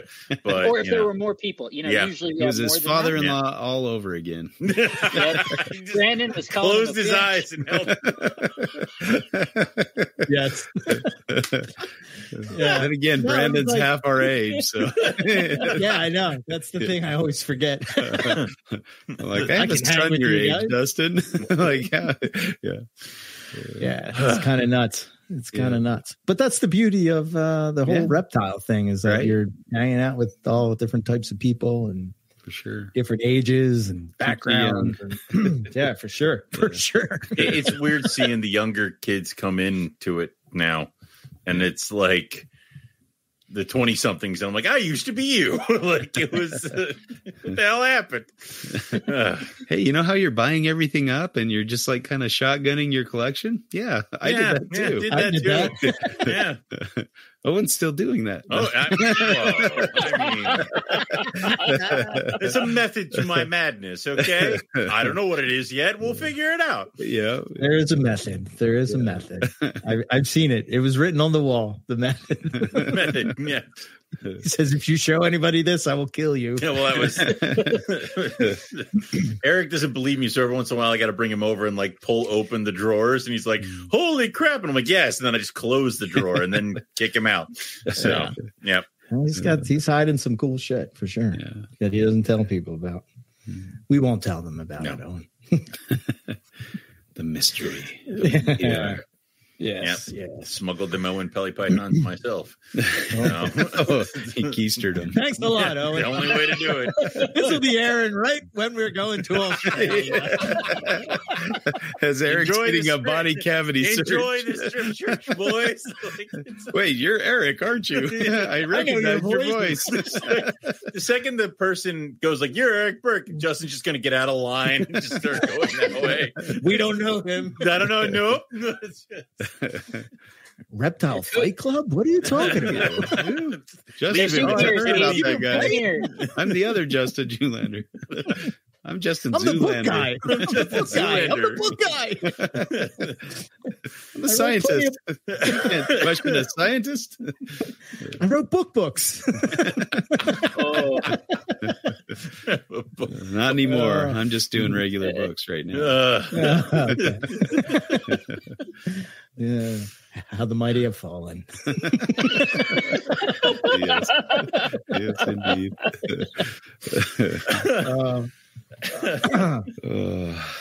You're working on what? Like 3 books at once? 2, I think. I think 2. I don't know. I've been focused on one, so I feel bad for the other one. I need to get working on that one too. Don't worry about those. Yeah. They kind of write themselves, right? What are co-authors for? All right. Yes. The next topic. Okay. I don't know what is the next topic, or is the next topic? I've had my fighting? topic. Now it's your topic. I have no topics. I've just been kind of rolling around. I've been kind of figuring that there would be some sort of Fight Club topic. Let's fight. What do we want to fight about? All right. Let's do it. Well, I think you pitched the idea of permits. I guess you made a comment, and maybe you could fill us in on the back story of that, but I missed that, I guess. We were talking about at Carpet Fest, we were talking about the couple of things that have happened in the news lately. There was the venomous bite, and that created a whole bunch of controversy. And then, what was the other thing, Owen? I don't even remember. Oh, there was the venomous bite there, and plus, I think there was like numerous alligators that were loose, and stuff like that. It's just, I think the news over the past year for reptiles has not been very kind. Mm-hmm. And, yes, and the problem is it's all to our own doing. So I remember there was this. There's I don't know if you've seen it, but there's a documentary about keeping chimps. Mm-hmm. And it was by the people that did the Tiger King, and they're doing a reptile one. So my feeling at Carpet Fest talking about it was that maybe the reptile hobby should somehow start to regulate itself, similar to, I think Falconeers have done something similar to where they have like it's very regimented. Yeah. Right. So they're sort of staying ahead of it. Some people will not believe that there shouldn't be any laws. You shouldn't be restricted to keep anything. But I think in this day and age that if we don't start to police ourselves and put something in place that works for the reptile community, the government's going to come along and do it for us, and it won't be as pleasant. And that was another thing too, is that apparently there is rumors of the USDA regulating reptile breeding and breeders and stuff like that. So there's also talk of regulation and licensing and stuff like that might be needed. So we kind of talked about a permitting system and something that could be in place, and whether that would be good or bad, as well as I think we went off on a tangent of no one should own a bear or a chimpanzee or a tiger. And it's like, we all kind of agreed on that. And then Eric, I think, stopped up and he said, I don't want to tell people they can't own a crocodile. I'm like, I do. I don't think you should. So, well, what I said was that, what I said was that there probably are certain people that could, probably very few. Maybe those are very, you could count very those few people on your hand. If it has something to do with, somebody doing research or something like that, I wouldn't want to stifle things like that. But, where's that line drawn with that? Right. All right. Let's let's Now, flip the they coin. counted on their hand. That's the real question. Yeah. Yeah. Right. So I guess we'll say, in favor of putting in a permit system and opposed to. Right. Yeah. So, all right. Well, who wants to call the coin flip? Rob and I will bow out, but Owen? Tails never fails. Tails never fails. You're right. Tails did not fail. God damn right. Although Rob might argue that Tails fails sometimes. All the time. Yeah. I think in the percentages and just kind of statistics, it fails. Like, yeah. I don't think you could say never. But. Never. I don't think you can ever say that. All right. What side do you want? I will argue pro permitting because I want to see him try to argue. Okay. There you go. Wait, I'm fighting you. Wait, no. Are we fighting teams? No, we'll do pro. You guys Fight Club versus. Yeah. Sorry. Okay. So we will do pro. You guys will do against permitting. Okay. Are you going to chuck us, or are you going to go first? Should we defer the kick, or should we accept it now? Is what you're asking? Yes, Owen. No, you just choose the kick, and then we get it at both the, That doesn't matter. Well, in the second half. Yeah, okay. Yeah, I'll let you guys go first. Go ahead, dazzle me with your arguments. All right, you chucked us. Yeah. Okay, well, and I will check you, Justin. Yeah, I can. I will guess do this. I'll start off. So you mentioned the Raptor system. So they have a permit system, or I don't even know if it's a permit, if it's completely self-regulated, or they have to get. I don't know a ton about it, but there is some training involved. You have to have a mentor that kind of. You can only get there. I think there's 2 species you can start with, and you catch your own bird and that kind of thing. And then you can kind of work your way up through the system. You have to show, demonstrate that you can care for them properly and all this kind of stuff. I think, when you're talking permits for certain classes of reptiles, I think there might be some merit there. But if you're just saying, we need a permit to keep any reptile, then that becomes difficult. And then where do you divide the line? Is it constrictors over, that get over 12 feet long or 10 feet long or 8 feet or 4 feet? What's a big, most people come into your reptile room and go, whoa, that's a big snake. And you're like, it's 6 feet long. Or you tell someone, you have a 6 foot long snake. And they're like, oh, that's huge. Not really. A 6 foot long snake is not very big, for a experienced reptile keeper. So to say maybe, you need and in most states, you probably do need a permit for a venomous reptile, except for maybe where you guys live. It's kind of the wild east. Yeah. But in Utah, you definitely you can't keep any venomous reptiles without a permit, and they're very stingy with the permits, and so it kind of regulates itself. Now that doesn't prevent anything from happening. You can still have a moron that gets an inland taipan somehow and keeps it in Utah and gets bit. And then they say, well, we had a system in place, and, you can't legislate away idiocy. And so, not to say that a permit system is a bad idea, but in general, they usually legislate to the strictest, so they'll say like no reptiles without a permit, and you have to do all this to get a permit, and that could be detrimental to the hobby in a huge way, where they just say, okay, nobody can keep any more reptiles because they're all dangerous and they're all scary and nobody likes them, so go away, that kind of thing.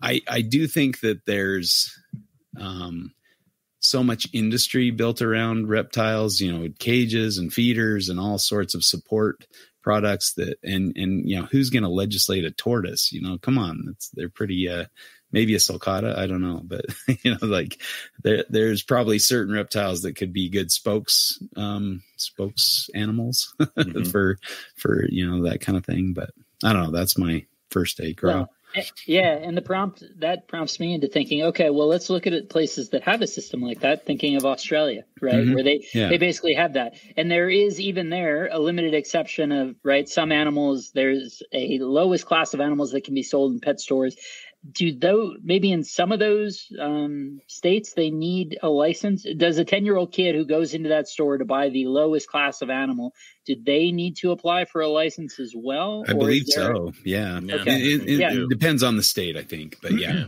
Yeah, I think there's some variance between states, but I mean, I guess that's typical of the ultimate nanny state. We thought it was Singapore, but it's actually Australia. Just everything's illegal. But you know, there's, you know, that's kind of crazy on the other hand, right? If we're in a place where a kid can't go into a store, and I think, frankly, honestly, the idea with Australia is they're not interested in people being interested in reptiles and in their wildlife and in even wild places, right? I mean, there's a reason they strip mine it and sell it to China, you know, so that it's like, it's actually not in their politics. It's not in the politicians' politics to have people be interested in wildlife. That doesn't fit the agenda. They're almost just restricts. They're almost protected into extinction. Like certain mammals people would work with, you know, using their own dollars and cents to you know, fund it. But they say, no, nobody can keep this. This is endangered. This is rare. You can't do this. But they're disappearing anyway, regardless of whether people are keeping them or not. So legislating them into oblivion. Yeah, and just crushing the interest, right? Yeah. I mean, the kid, you know, in Australia, right? The 8-year-old kid who goes in his backyard and picks up, blue tongue, right? That kid is actually a felon. That's cool, you know. Like we'll see if they charge him. You know, that'll be fun. You know, like seriously. And I've never seen so many illegally kept reptiles as when I go to Australia. Right. Maybe it's the people I was dealing with back in the day. Oh, you're known associates. What does that say about the three of us? Exactly. So. We'll probably get searched on our way there or here home. Either one. So I would start saying by that I'm very much a person that's into liberty and freedom and all of that. Right. Our state is kind of like that, but you got the Liberty Bell. Yeah, right. It's a broken bell. But I also am not naive. I'm also not naive to the fact that PETA and Humane Society are trying to shut down pet stuff, right? Across the board. Reptiles, the low-hanging fruit. That's the easy one because, you know, the reptile hobby has grown immensely since I started hearing about them trying to push these laws, but they haven't stopped the whole 13 years of MPR. It's been every couple of years have been some new legislations getting introduced. My thought is that I do not claim by any stretch of the means that Australia's system is the way to go. I don't think that it's the way to go, but we're smart enough to come up with our own system to put in place so a 12 or a 21-year-old kid is not walking out of Hamburg with a Nile crocodile. I think we can all agree that that's not going to end good for the animal or probably the person. Being generous to a 21-year-old kid. Like I've seen 15-year-olds walk out of there with crocodile. So fair enough. Yeah. You're right, Justin. Some of those regulations as far as like what size is the right size. And, you know, I claim to, you know, my thing is that I realized that an organization like USARK doesn't have the time nor the finances to sort of do something like that. But USARK arose from a problem that we were having, and it sort of was like the first step for us to sort of police ourselves. But I think that sometimes people are afraid to police themselves because they don't want to admit that keeping a 20-foot retic and keeping 20 of them in a house in racks they don't want to admit that that's wrong. It's sort of like the struggle I had with the Jag, right? I'm not saying, again, I'm not saying that things like that should be outlawed or whatever, but like, for me, that doesn't work, you know? So my thing is like, okay, I'm going to try to lead by example and say that to me, this is like, you know, and I love the fact that Owen still keeps them. So it sort of puts on our show that we have, you know what I mean? Like there's sort of this thing where it's like, I'm not trashing Owen because he's keeping them, but it's okay not to keep them. It's okay. You don't have to, just because they're the flashiest thing that you see on social media or whatever, because let's face it, they're beautiful, you know, they're easy to like get it like that. But, you know, I think for new people coming in, it's sort of like the debate that we've had forever. We've had this debate. It's over. It's done. We're done. We all understand it. But the new people coming in don't know that. And now they're coming in and they're either greeted with the, well, do your research or, it's you're chastised for keeping it. So it's like, they don't fully understand it. I think we just have to do a better job of being real with what's going on. I'm not saying that we shouldn't keep them or breed them or anything like that. I'm just saying that it should be okay not to do it. And I think like you see these people on social media and they're influencers and all this stuff, and they're keeping these big snakes. It's sort of like we were talking about earlier with the whole podcast thing.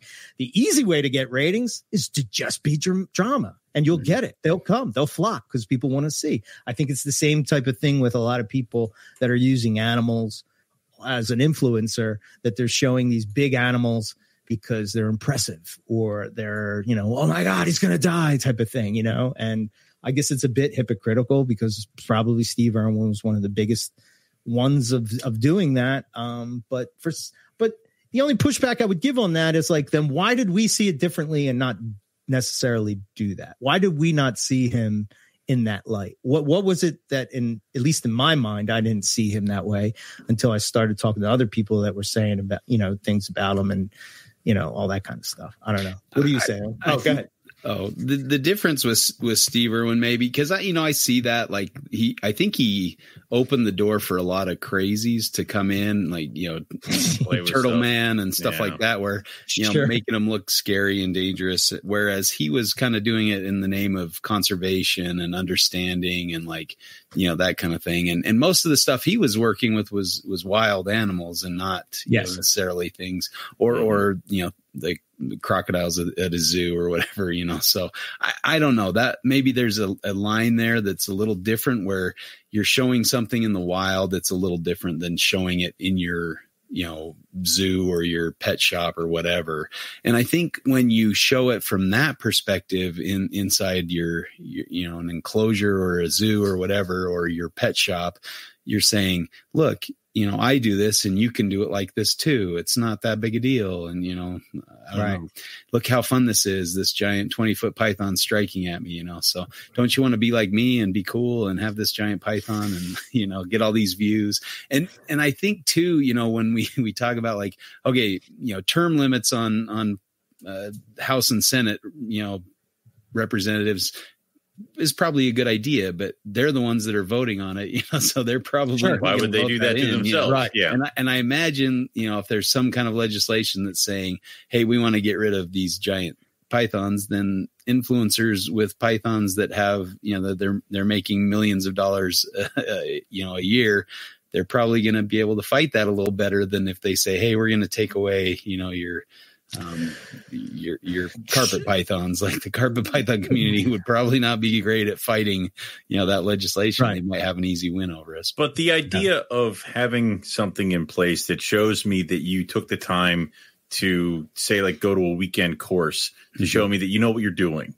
Because the problem is that when everything's open to interpretation of you can keep this the way you think it's right, half the time it's not adequate for the animal. It's not adequate for anything else. And we have problems. So it's from a husbandry standpoint, we've all seen things, all watched things, and the reptile community does no favors for itself. I think the big story right now is that 2 bearded dragons were shipped via FedEx in a glass tank that was a 5-gallon or 10-gallon glass tank with it's a live animal on the side of it. We don't help ourselves. So the problem is that there has to be some way for somebody who steps out and actively harms the animal by what they feel is doing, that there's some kind of stopping. Like, I don't want to keep these people who decide that the best thing to do with their retic is to drain the abscess with a K-bar knife and then move on to the next one. Like, I don't want to keep this stuff, but I can't tell them to go away. And even if we as the community say to shun this person, it is a large community and there are going to be people that side with this person. So it's like, they should lose the ability. They should lose the ability to keep those animals. If you're not going to do it right, you don't get to keep them. So I think having something where you could go to a course, because they have courses where kids can get hunting licenses to go out and hunt, and they taught how to do this. maybe there could be something in place where there could be a mentor program where somebody who is really interested can get involved and can get a permit and then can go get the animals and keep them correctly. But then there also should be some kind of punishment other than watching a bunch of cops and ASPCA, who is not equipped for these animals, pulling like tubs and tubs and tubs of venomous pythons that are just crammed in there with sheds and disgusting water bowls out of an apartment in Philadelphia again. Like, it's like there has to be something to prevent that or stop it. And if it causes us to have to change and move the ball forward as far as welfare for animals, the animals that we keep, is that really necessarily a bad thing? So I don't think it's a bad thing. What I would say is that I do think sort of the cynical viewpoint, or the feedback you'd get a lot, right, is there's a whole cottage industry of outrage politics, folks that are monetizing that at this point. And do we really think that they're going to give that up and walk away and go, oh, hell no, because we did this? And say like, actually, they implemented an effective system that lets the, responsibly keep those things. PETA doesn't want, they want to give dogs and cats the right to vote. They want to release them in the wild. PETA's over there. Go, so that enemy to the hobby, to the discipline, right? That's not going to go away regardless of what we do. So I think we just need to keep an open, a realistic, from my perspective, mindset to that, of saying, like, to some extent, I'm totally with you. I do think that there's value in education, right? In mentorship. That's a big conversation. We've hit on that here, but I think it's naive to think that those groups with very vested interests will just pack up their things and go home. Right. If they're they will never. Oh, well, yeah, they actually tried to put this thing together, tried to be responsible.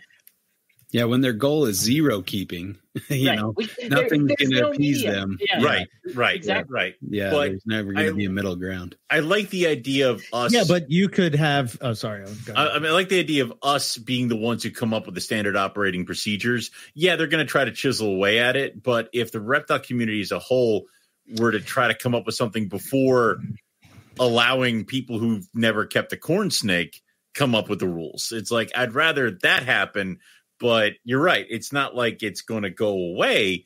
But why present ourselves in a way that we're just a bunch of mindless idiots running around shoving reptiles into bins you get at Walmart?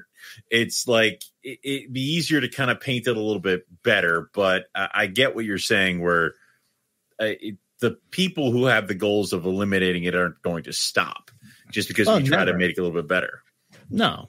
No, because you're right. They don't want us to have it. I get that. I understand that. But like, I'm trying, my thought would be that, why make it easy for the government just to side with them? Because, I mean, I don't know. I think that we come across sometimes professional with some of the professional people in the hobby, but then there's also a lot of unprofessional people that represent us in these things.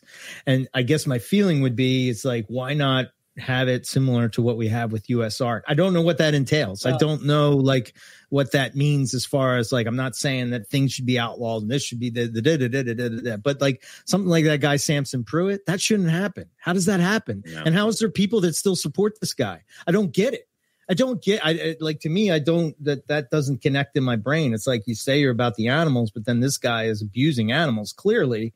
And yet there's people in the hobby that still support him. So does that mean that we shouldn't outcast him because there's people that still support him?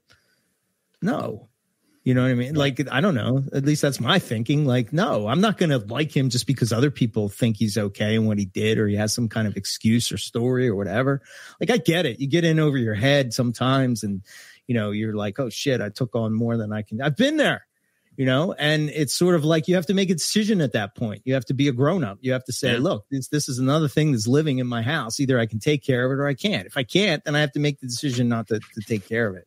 But I think, I don't know. I hate talking about this type of stuff because it always makes you feel like I'm supporting the other side almost. Yeah, but it's like, I think at some point we have to come to the realization that they're not going to stop. And does you think, one of the things that Zach brought up when we were sitting around the campfire is like, he's like, some places they don't even they just do a white list. They don't do the black list. They do a white list. And this is what you can keep. You can keep a corn snake, you can keep a bearded dragon, and you can keep a leopard gecko. That's it. So like, we're going to be at that spot, maybe at some point, hopefully not, but you never know. We're kind of already that way. Kind of. What do you keep? Corn snake, crested gecko, ball python. Like it's a pretty short list. And I think Brian Barczyk kind of put it in terms that really helped me kind of see this a little bit was there's the Tinley crowd and there's the non-Tinley crowd. That's kind of what he used. And I think, there's those people who are so vested, so just passionate about reptiles that just continuously learn and grow and build. And, like us, we are never going to stop thinking and obsessing about reptiles until we're dead. And then there's the rest of the world that just is like, oh, my kid's bugging me for a reptile. So let's go into PetSmart and find, the cheapest thing that's probably, that will live the shortest amount of time. So he stops hassling me, and then they get it and the kid loses interest, that kind of, so, and that's the majority. Like that's most people who are going to buy a reptile. So Samson Pruitt, that name doesn't mean a thing to them. No. It means a thing to people that are vending reptile shows that are looking at this guy going, he is a dirtbag. We know about this stuff he's doing, but the general public that walks in off the street to buy a crested gecko or a ball python couldn't care less. I never heard of him, never will hear of him unless they go by his table and they say, oh, I want that thing that he has on his table because it's $10 less than this same thing on another table. Sure.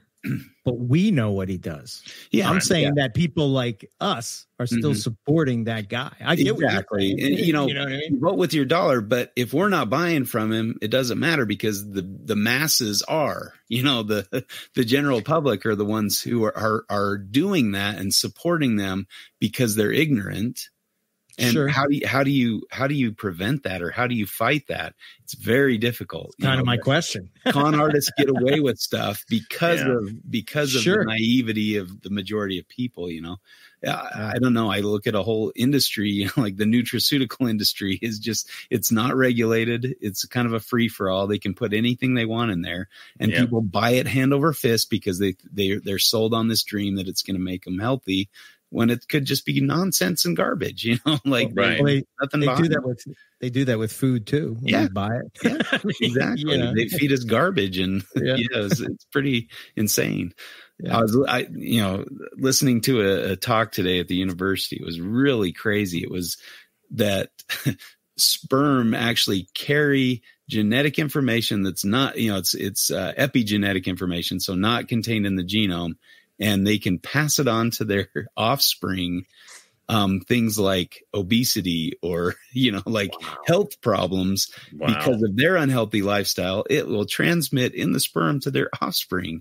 And they discovered these different types of RNA that are carrying these messages from the father to their offspring. I thought that was insane. Wow. That's really crazy. So, I don't know, that maybe that ties in where people make bad reptile decisions and then their kids do because they passed on that. So it's my dad's fault. It's Eric's dad's fault. Got it. Your dad kept Burmese pythons, so he broke me. Damn it.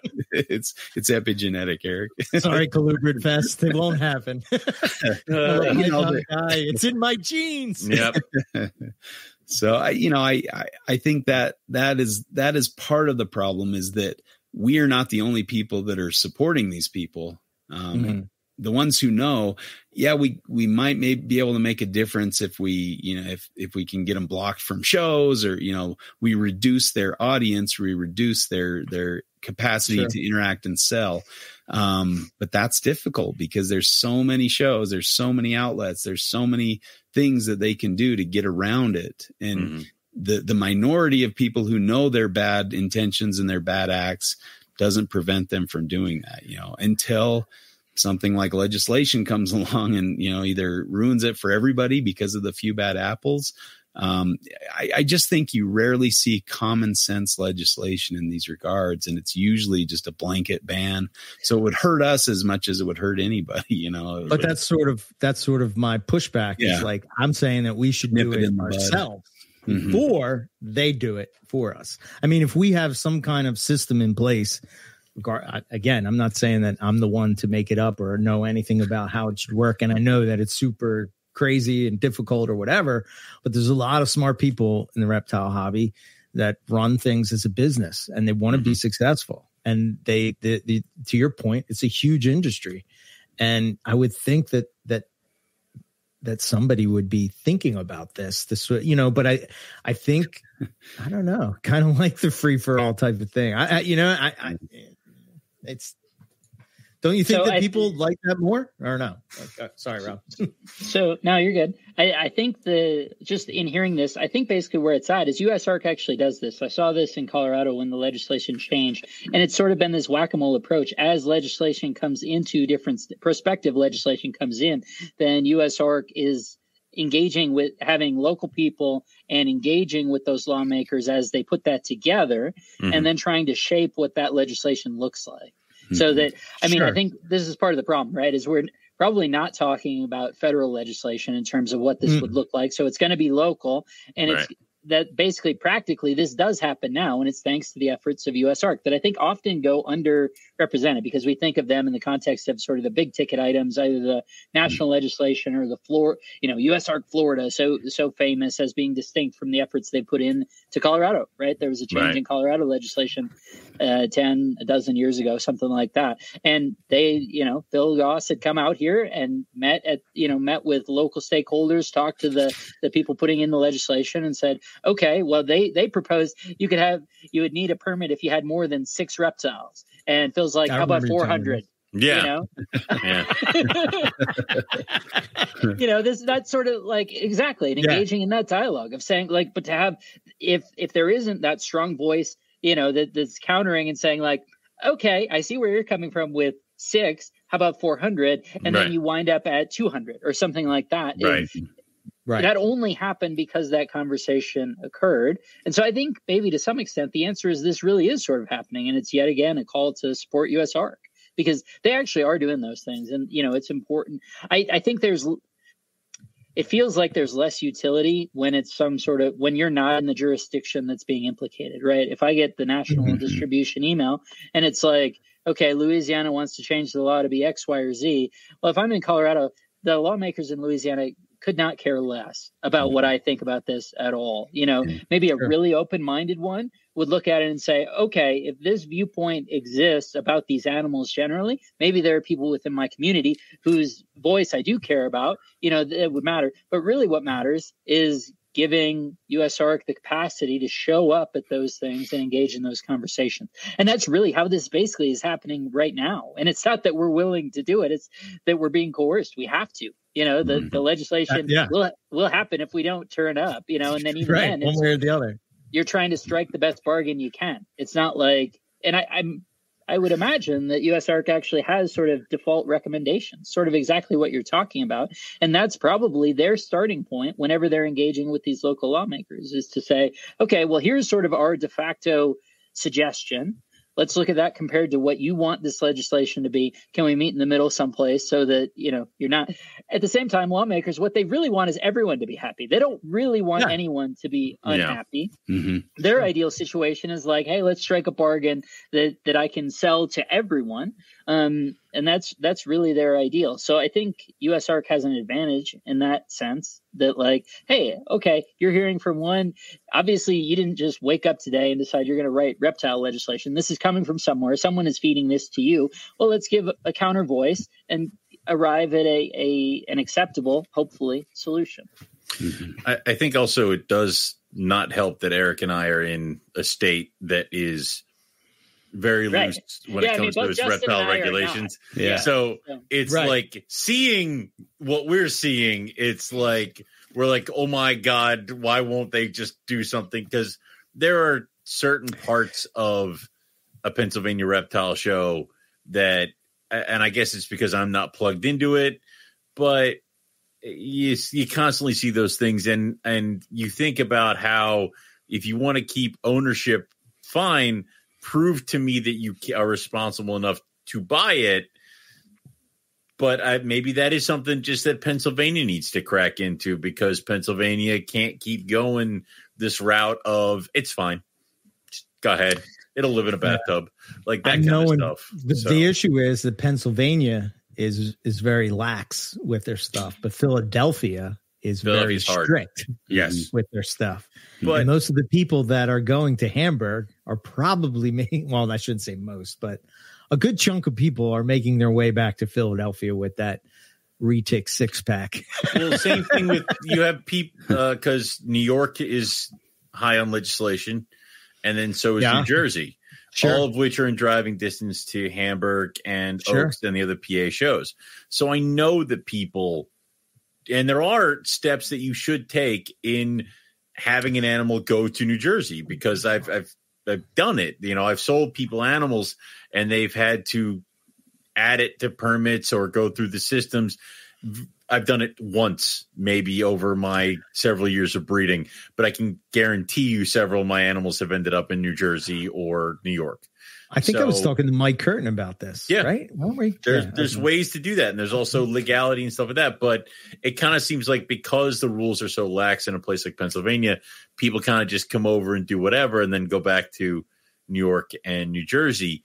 And there is a right way of doing things and there's a wrong way of doing things. Like, I'm almost 100% sure I'm one of the only people who does vend Hamburg who has a Department of Ag license for breeding reptiles in the state of Pennsylvania. That in itself, right? It's not required. Exactly. So, but I have it. Right. Oh man. So, and I kind of do it from the standpoint of I'm following as many rules as I can so that it cannot be used as an excuse to take my stuff. So let me ask this question. Do you guys, maybe I'm just not in tune with it, and I was so young when I went there, but like, would herp societies fill that role? Meaning that would a herp society have maybe they have a mentorship program to where you do have people that would come and mentor younger people on how to keep and things like that. Is that state by state? I don't even know. Do we have city by city, city by city and county by county? I don't know. Thinking about this, I think, a lot of people think, okay, the forests are being cleared, there's no, and then you look at some guy from India who decides, I'm going to replant this forest, and he just puts one tree in at a time. And pretty soon he's got this lush forest, in his back, the whole mountainside's covered with trees again, because one person made that effort and did that. And it seems like, especially in regards to herp societies, it just takes a couple dedicated people to just really make an effort, keep it going, just grind it down, kind of like the MPR podcast. You just keep going and keep doing it and keep going and keep doing it. And pretty soon it's a strength, and it's a big deal, and it's got a legacy behind it. And so, that's the trick is having the time and the effort and the motivation and the perseverance to do that. And then you find yourself influencing anybody interested in reptiles in the area. You can grow and do more, bring in people to talk, do field trips together, form those bonds. So we had a herp society in Utah that was pretty active and had meetings, and I met a lot of cool herpers through that. And then they went and tried to, have some inside guy bust everybody and try to catch us on, illegal activities, which nobody was doing. And so they had to kind of make them up and cause this big drama. And it basically resulted in the breakdown of the Utah Herp Society. And so it went away because nobody wanted to deal with having some watchdog, try to get them on a technicality. So, but if somebody would have been dedicated and just persevered through that, we may still have the Utah Herp Society, and that might still be doing good. Now, I do say that Herp Society did enact some smart common sense changes in the laws of the state that are in place now and that weren't in place at the time. And through that activity and through some of the work that we did together, got some laws changed and, made some common sense laws in Utah, which is a rare thing to happen. I know, but it's kind of a nice example of how it can work. Plus or minuses in there, but overall, I think there's a nice change in there. And they do have a method, for their collection permit. You do have to, take a little quiz and watch a video, I think, and kind of answer it. Yeah. And report when you collect something and pay $5 for a permit or whatever. So it's, it's not going to break the bank. It's not going to keep the kid, from collecting the gopher snake out in the, in the desert. So it just makes a lot of sense. And it's a nice system. And then also they can collect, a pair of mountain kings and produce Utah locality mountain kings and sell those and, that kind of thing. So captive bred animals, reduce the number of animals from the wild that are being collected eventually, so I think that's a nice system. My only grievance with the Utah change, because I agree with you, that actually is super positive, right? You went from a less herper friendly to a more herper friendly system, which is great and is the atypical result. My only gripe is that it's silent as to people that are not Utah residents. Sure, literally the whole thing is to me it's just an oversight, within the law. Where I read it the first time, when we were first coming out or whatever, and I was just like, seriously, it doesn't even imagine the idea that somebody would be interested. Yeah. Like, similar to California and other things. I think Arizona has solved it to some extent where they charge you more for an out-of-state hunting license. Yeah. Texas does as well. Yeah. California. Yeah. Coming here. Too, if you were coming here. California, I could buy a $10, weekend license and go collect certain things, and they're not keeping track of that. I take them home. Oh no, yeah, they don't have the tracking functionality. Exactly. I just mean I don't think anywhere versus out of state. Yeah, that's true. I mean, ideally, because there's a herp society near me, and they've had me come out and do some talks and stuff like that. But they're definitely geared more towards herping and being outside and observing in the wild. It's like but they also do talks on keeping and how to do it correctly and stuff like that. So, I would like to see some more education on that part to kind of be included in, could be a push. But I think a lot of herp societies out there are hurting, because I'll tell you right now that our herp society out here has not collected dues since 2020. And hasn't been doing, and just kind of been limping along, and they're trying to keep it still going. And then they want to expand, their membership after they kind of set up how it kind of goes. I think a lot of people out here don't want to see it kind of go anywhere. So I would say that a lot of that stuff is definitely, I think, goes hand in hand with getting word out and kind of pushing that stuff forward. Because I think once again, I imagine, and this might be my own, stupidity, that there would be some kind of outreach, like Rob said about USARC with the local laws and things like that. And they almost want to try to put the right people in place to try to push that boulder up the hill when certain things are coming about, whether it be bans on a local, state, or federal level. So I don't know. Yeah, I think anybody who's going to pay dues to a society needs to have some benefit from it. You know, they need to feel like they're getting their money's worth, or that, that it's making a positive impact. And so, that's got to be taken into consideration when you're starting this, because it isn't, necessarily cheap or easy, even to find a place to meet. It can be very expensive and difficult unless somebody says, "Oh, come to my house." That you don't want a bunch of strangers necessarily coming over to your home. Killing it. I'm okay with that. Then you have people jumping off your house and breaking your shit. Yeah. I think honestly, that's what's killing it, because it's the Lancaster Herpetological Society, and Lancaster's a pretty big county out here. And I just so happen to live right near the border of it, but where they meet is still an hour into Lancaster for me. And it would basically be like if Eric wanted to come out, and there's no Berks or Bucks or Montgomery County Herp Society. If Eric wanted to come out, he'd have to drive 2 hours to go to this meeting. Yeah. And it's like that kind of takes away from it. Like, it's kind of hard. Now, this being the age of social media, does he have to come out and attend meetings to pay dues and still go out on herp trips or something like that? There's a lot of different ways to kind of do that. So it also kind of seems like you'd want people to kind of take the football and run with it, and you're expecting somebody else to do it, and then nobody does it. So yeah, that's the trick. Is it takes a lot of effort to keep those things going, and it also takes buy-in from the people. And right. If it means driving 2 hours, you drive the 2 hours, and you do that once a month. Is that really that big of a deal? Yeah. Probably not. But if you do it weekly, that might be taxing. So you got to take all those things into consideration. But I do think that herp societies are a great way to influence that. I don't have a lot of faith in. This is just too big of an operation. There's just too many facets and too many different areas. Yeah. The only way that you're gonna, like, I guess falconry, for an example, there's 450, 480 species of raptors in general, birds of prey. And so, they have a kind of a niche of the bird keeping. You can buy a parakeet and you're not under the same regulations as falconry.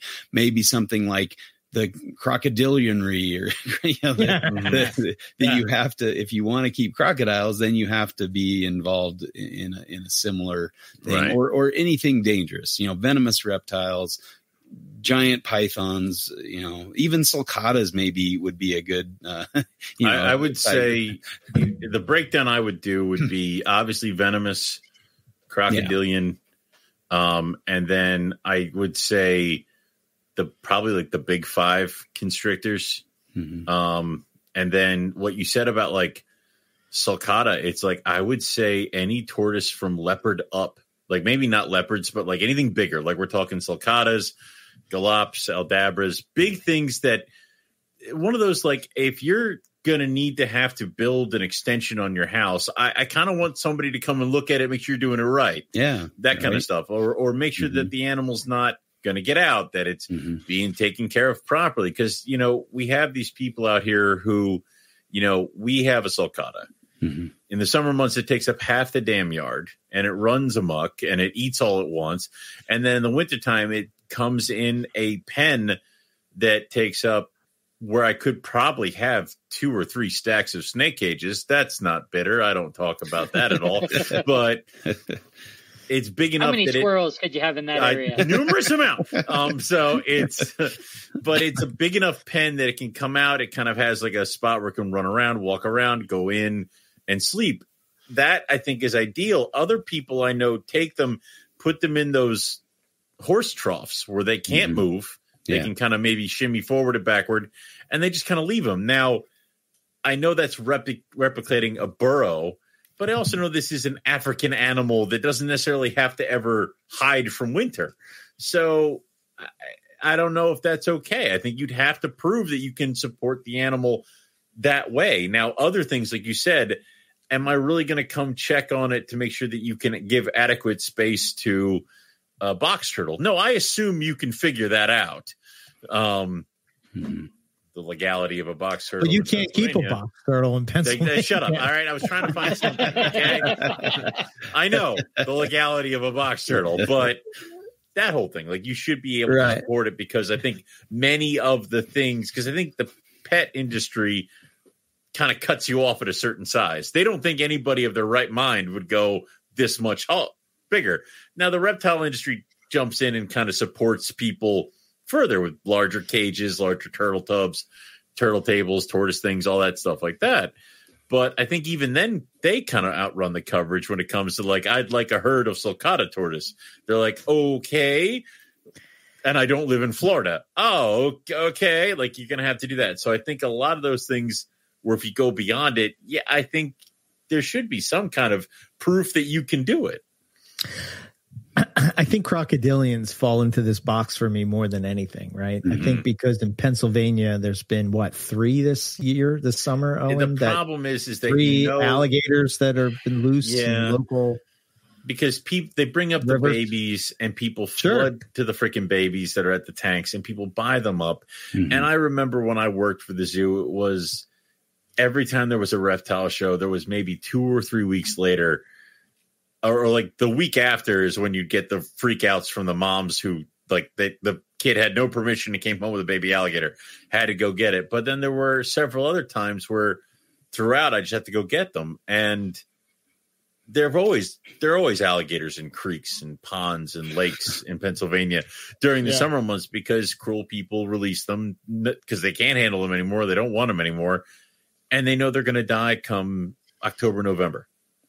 So it's like a non-start. It's not a problem. Or they don't. It was an impulse buy. They have no clue, and they think, "Oh, I'll just do the right thing and let it loose." And let it loose in Pennsylvania. Exactly. So, The thing is that I think if PA was as warm as Florida, we would of course have invasive alligators by now. Like 110%. It would be all our fault. Yeah. So we have Nile crocodiles. Oh yeah. Oh god. Yeah. So there's all that kinds of stuff, and I think it's a non-starter when it comes to venomous. You know, we can sit there and say, you should secure it. Yes, but you should secure it. You should label it. There should be some type of permit or license, because if you don't do it right and it gets out, now it's not you that made the decision to deal with this animal. It's everybody else that has to. And, you know, case in point, the dumbass with the zebra cobra. Mm-hmm. Yeah, oh yeah, I remember him. Law, and that's the one that turned out to be like, it's almost like for every one where there's a massive news thing and it's all over the place, how many more is like it was loose for a couple days, but I found it underneath the washer, right? Or it was loose here, or the baby Arudu viper squeezed out of the little crack in the cage and we're all over the basement. I think my biggest struggle with venomous is like the whole idea that like, okay, if you are keeping this animal and you do not have the proper anti-venom for it or the proper to secure it or whatever, you're putting other people's lives at stake now, right? Because if you're getting that anti-venom that could have went to a handler that's actually doing something for, you know, venom research or something like that, or, you know what I mean? Like to help with a new medicine or something, that you're taking that away. And that's a whole nother can of worms, you know, that like, I just think to me that's the biggest problem with venomous. I don't care if you keep it and it bites you and you die, but that's like on you did that. That's your choice, you know. But like if you're doing that, and now the people that, you know, like what is it, the Kentucky Reptile Research Zoo or whatever it is, zoo, right? Yeah, they you know, they're at a spot, right? Did they send this anti-venom to this knucklehead? Do they not send it to the guy? If they don't send it to the guy, now, you know, the guy could die. And do you really want that on your conscience? But at the same time, you're fighting with the fact that this guy's being irresponsible. Why should we support? You know, that's such a... They just need a billing procedure and say, okay, you used it. Here's your bill. Yeah. You owe us $20,000. You know, that'd stop people pretty quick. Or if you had to buy anti-venom, you know, if a seller was required to sell anti-venom with the animal that matched the, you know, what you're buying, then that, you know, $50 cobra turns into a, you know, $2,050 cobra, and then they're, I think that's second guessing that, you know, that or buy some sort of membership. Like, you know, I pay dues to the Kentucky reptile thing, and now if I'm ever bit, they're going to supply it. That's that benefit. And they can choose to cancel that if you're an idiot. If I've been bit more than twice or something. You know? If they catch me on YouTube just winging it above my head, like exactly. Yeah, if you're caught doing things inappropriately, then no, like on YouTube. But then you also, I don't know. It's hard because I think I would be lying if I said when I was growing up, the things that appealed to me were the giant pythons and the giant tortoises and the venomous snakes. And, you know, 100%. Like when I was 15, we were on a nature hike at, you know, summer science nerd camp, and somebody found a rattlesnake, and I pinned it and picked it up behind the head and showed everybody the fangs as a an idiot 15-year-old. You know, like I could have easily. You said the first word is probably the important one there. Yeah. Well, Ben Morrill's friend picked one up at scout camp and did the same kind of thing. And he had, you know, restrained it properly and was holding it. A scout leader came up and whacked while he was holding it, whacked it with a glove. It swung out of his hand and bit him.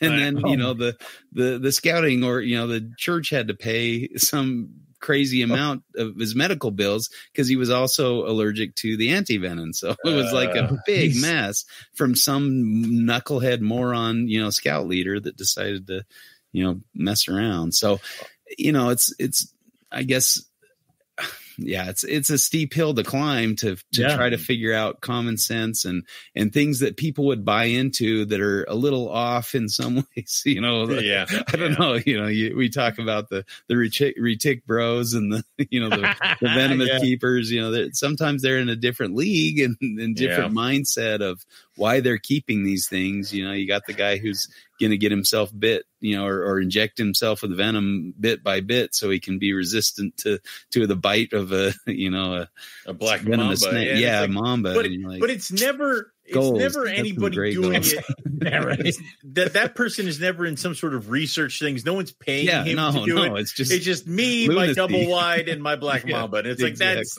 not good. You know what would be cool is if a black mamba could bite me and I'd survive. Everybody would be my friend. I would bite them. Well, and just for completeness here, I do think we've left out in all these things the large lizards. Mm-hmm. Right. You know, in all these discussions, in terms of, I mean, there's nothing invasive potential and there's nothing like putting a croc monitor in a 45-gallon tank. Mm-hmm. Like that thing is switched on in a way that basically none of this other stuff is, save maybe a king cobra. Yeah. Yeah, that's a whole nother. That again, like, would you? I mean, obviously, you're not going to regulate a bearded dragon because you should be able to take care of that. But if you get up there, I mean, tegus are already on lists, so I think tegu up would have to be something that would be reviewed. But then, on that standpoint, do you feel that somebody who can properly take care of a bearded dragon should leap immediately into tree monitors? Because I think tree monitors are their own fragile. But then we're Australia, right? So where it's, I think, maybe where do you draw the line? You know, that's an inherent part of it. And even amongst the states in Australia, right, there are certain states where it's like, oh, you can have this, but you can't have this, and vice versa, and all this stuff. And it sort of doesn't make sense, especially from the perspective that we have, where we'll look at it and say, like, that's crazy that you can't have X, but you can have Y. You know, so it becomes super slippery. But I think, to me, the focal point has to be the stuff that's actually like a physical threat or danger. I would. Right? So a tree monitor, right? I agree with you that you're sort of in the Australia, level of difficulty, expectation of care. How long should you have kept reptiles? Sure. But it's not going to hurt anybody. Yeah, exactly. Except the lizard. A little bit. The lizard, you know, there's a downside to the lizard, but there's not a physical risk, you know, to the keeper. People. Right. I mean, or to the random people, you know, the third parties that happen to get involved when the thing goes sideways. Yeah. The way I figure we could fix this is that pay me $5 million a year, and I will draw up the rules. Okay, that's it. It'll be the reptile czar. And I will be and I will make all the rules, and we all have to listen to them. There we go. Done. I figured it out. Well, you think blackheads eat each other? I don't want you in charge. Like, listen, and they might. And he'll never keep something that will. And I'll never put them together. Ignore the speckled king snakes. Yeah. Nope. I don't hear you bad talking those speckled king snakes. Because I know because of the poor man's diamond. I can't get the diamond. Like this, it's not a maybe. And also, the speckles are here, blackhead here. So, fair enough. It is a very important topic, and I think it would take some doing for sure. And I think, you know, in some respects, certain species like, you know, Galapagos and Aldabras, there's already things in place to keep them. But sulcatas are one of the most commonly sold tortoises on the market because they have giant clutches of eggs and they're so big. Cute when they hatch out, and you think, oh, I can handle that, but can you handle a bulldozer? That's the problem. And so I think, education is big. Herp societies would be great. I don't know if legislation is or permitting or regulation through internally. I don't see it happening. I think there's been a lot of talk about that, but I don't see us coming together in that way. There would have to be like a niche, a powerful, group within a niche to make that change. I think maybe the tortoise community might have the best chance of that, but as long as PetSmart can sell sulcata babies for, $100, that's not going to change. Am I wrong to think that the turtle part of the reptile hobby is more in line with the academics, like the keepers and the academics? Yeah. Sort of like more in line. Maybe that's another approach. Yeah, the high end stuff, not your red-eared slider. That's the most invasive species on Earth, almost. By the way, not being a turtle guy at all, I really enjoyed the Ryan Dumas. That was Fight fantastic. Club. That was a really good show, man. That was really good. I was about to do the. They're talking turtles, and I was like, I like Ryan. Let me hear what they have to say. And I was like, that was really, really good. He's a good guest. Yeah. He's a great guy. Yeah, very, very great show. Yeah. So actually, the thing that in all this sulcata discussion that jumped out to me was when we were talking to Ryan. I think is the context for it.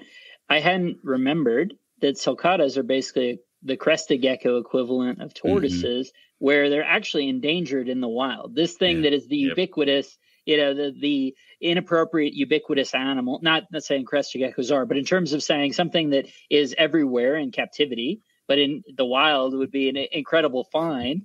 It's wild, right? Yeah. That sulcata tortoises in the wild are endangered. See, that should be the law. You have to take 3/4 of your production and ship them off to Africa and put them in the wild. The alligator repopulate the wild. We're getting somewhere. Have to release a certain number of gators into the swamps. So and that's the nest collection and all that. Right. Right. Yeah. That's part of it. So, but we missed that train. We raided all the nests. They're all just being born send here. Stuff back the other way. Yeah. It's such a delicate balance too, because you see problems in Australia with overabundance of crocodiles now in certain areas where maybe they're a little too, I don't know, the imbalance, it's like the pendulum has swung the other way, and now now the crocodiles are everywhere, and what is the natural balance, and what kind of what do we do to bring that back? There was just a bear in the neighboring city's yard, somebody's yard, just a bear walking around eating apples from the tree or something. There's some cities that require you to pick all the fruit off of your tree by a certain time, or else they come and do it for you and confiscate your fruit, because the bears will get used to eating that fruit, and then they'll keep coming back, and that's their tree, and they get defensive and they get aggressive and things. So, sometimes, extreme measures are warranted, and it would be nice. I just don't ever see it happening. Unfortunately, I don't have enough faith in those niches where it's needed. Right. And except maybe the tortoise community. Maybe the tortoise people can get together. But the problem is that having us all get together and write up an SSP for a species, it would never work. We would all disagree. We tried that. We can't. Can't even. Do you guys remember when the Morelia Python Forum group got together and we were trying to make a list of different carpets? I think people were about to be murdered. It is so. It's like pulling teeth. Yeah. So I don't think we can't even agree on whether certain lighting system is necessary or needed, whether a rack is good or not. So trying to draw we're something. The pinnacle of reptile groups, Now, of course we are. I mean, my God, we're the gold standard. So, exactly. And that is, you're never going to get over that hill, because you're always going to have somebody who disagrees with it. So having everybody come together and make a decision on that it's not going to work. What's going to end up happening is something bad is going to happen. Somebody's going to do something stupid, and that's finally going to be enough. And then there is like laws, legislation, stuff like that, and they're going to pull the decisions right out from under us. They're going to say, this is what it has to be, cage size, this is what it has to be, other size, and this is what the animals you can keep. So, all right, Chicken Little, I've heard that for decades, and eventually, you'd think by now somebody would have stopped us. I'm not saying that they're going to shut down importation from Indo, because I've been hearing that forever. And that's this could be the last kind of ebb and flow, you know. But I think overall, the reptile community has achieved a certain status where they do have some power and some say and some, voice in legislation with USARC. And so I think very important that we support that if we're interested in the sky not falling on us. And, we want to make sure that that's a well-supported organization.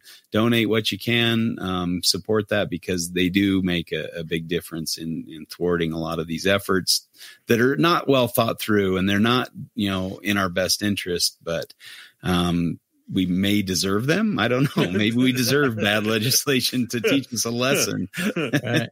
And then have to, double our efforts to get away from that. But, talking about the 4-inch turtle law and that show that we did, a couple weeks ago, that is a nice example how, legislation might make a positive impact, and where we saw a reduction of salmonella cases in children by 70%. That's a measurable, quantifiable benefit of saying this is probably a bad idea to have these tiny turtles in every home. And the turtles weren't benefiting from it either, getting stuck in some child's mouth. So, that's not a great scenario either. So, we need to have some reality and say, okay, maybe it isn't a bad thing to legislate against keeping venomous in cities, or, that kind of thing. If you're out rural and your cobra gets loose, it's probably not going to have much of an impact, unless it bites a cow or something. But if you're in the middle of a city and cobra gets loose, that could be disastrous. That could be very damaging for people who run into that thing. Potentially, maybe the snake just hides, and I don't know. But worst case scenario, that's a lot worse in a city. So, I can see why there's an impetus to make some of these laws in cities, although people break those laws. And, I guess that's the whole gun argument. You can't legislate against, people doing stupid things or breaking the laws. So that's just something we shouldn't uphold. And, in regards to your 13 years of podcasting, that's sometimes you do need to call those things out. I think that is important, where you feel that responsibility to say, hey, I don't agree with this, let the record show, we ought to be better than this, or we ought to do better than this. And I think there is a place for that without bringing it down and being negative and, that kind of thing. So we can say this behavior shouldn't be tolerated. We shouldn't have people in the community that are selling giant snakes to minors or whatever, Right.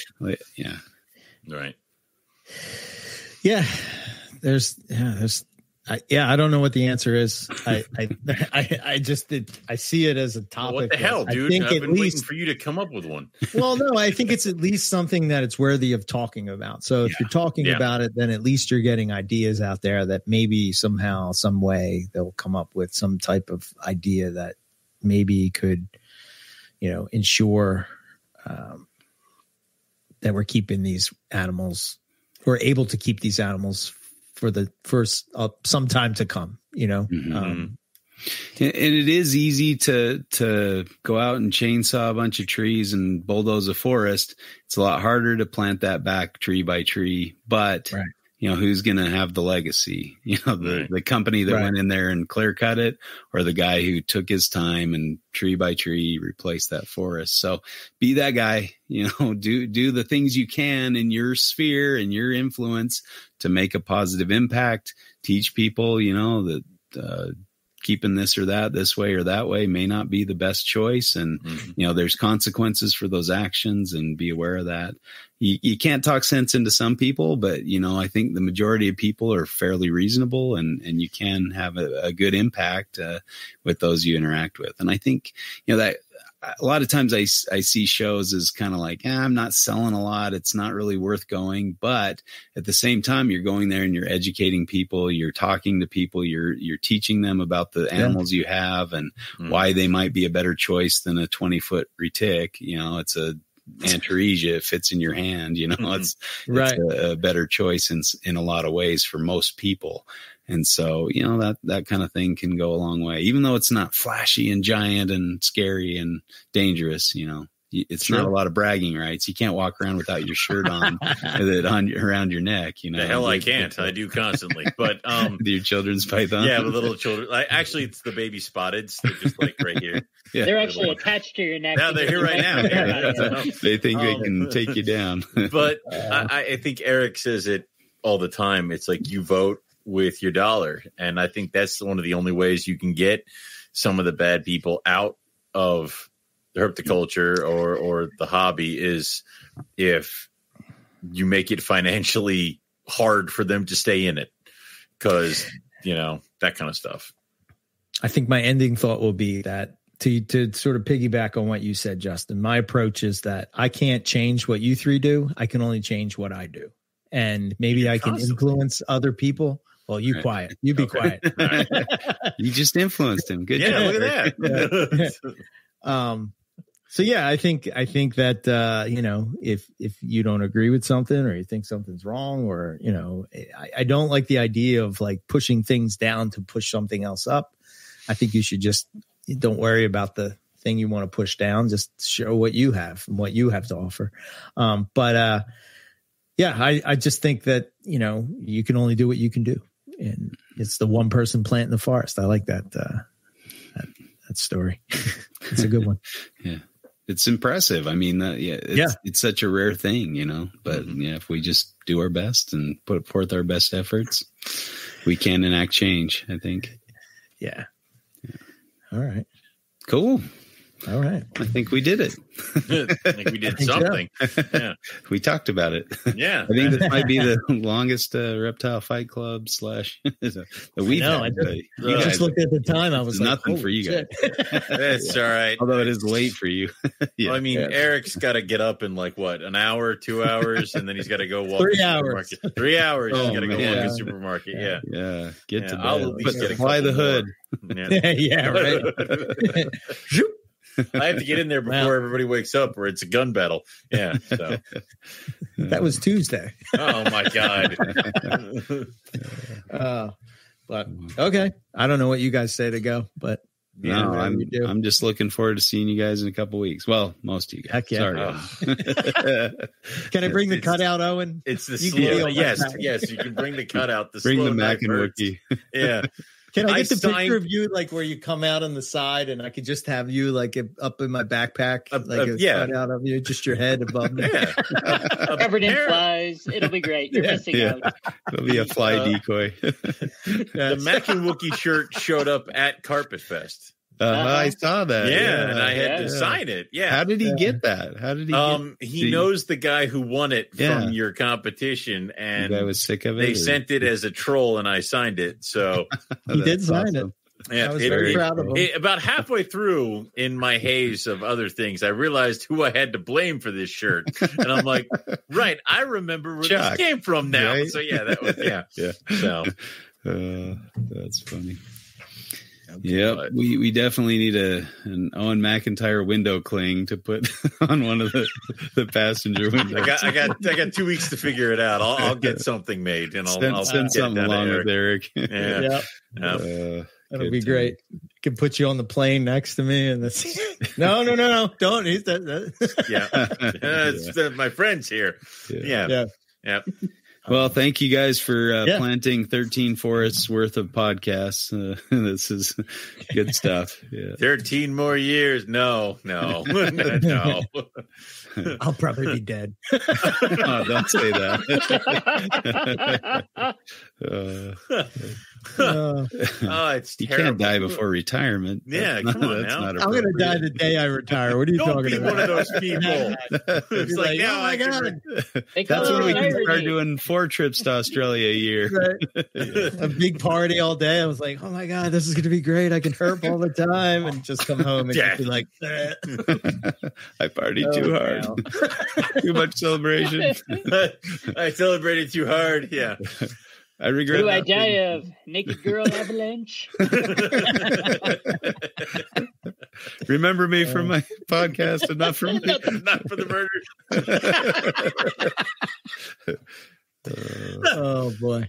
All right then. Anyway, I guess for us, there's the Patreon, there's the Teespring store, Carpet Fest stuff's up there. There's Cold-Blooded Caffeine for your coffee, Cold-Blooded Cafe for your rodents, and I guess the next thing is when is this going to come out, Eric? Because it's 10/3 right now.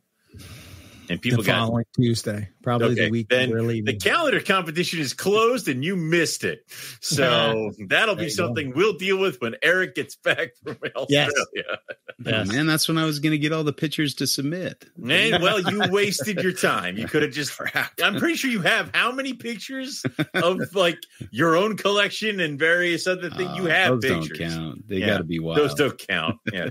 Well, I love it because Nick came in there and he goes, "Challenge accepted," and he has yet to put in a submission. Nick? Yes. Announced that he was going to do something and then didn't do it? Sorry. He came in there getting ready like he was about to blow it up and hasn't done anything. It's kind of like the podcast that he said he was doing. Anyway, on that note, we will say thanks everybody for listening, especially for the 13 years that we have done this podcast. We appreciate listening to every episode. We still don't understand why someone would want to listen to 60 hours of myself and my friend here ramble 60 days. 60 days. 60 days. Not hours. Days, bro. Even worse. All right. But thank you, and we'll catch everybody back here next week for some more Morelia Python Radio. Good night.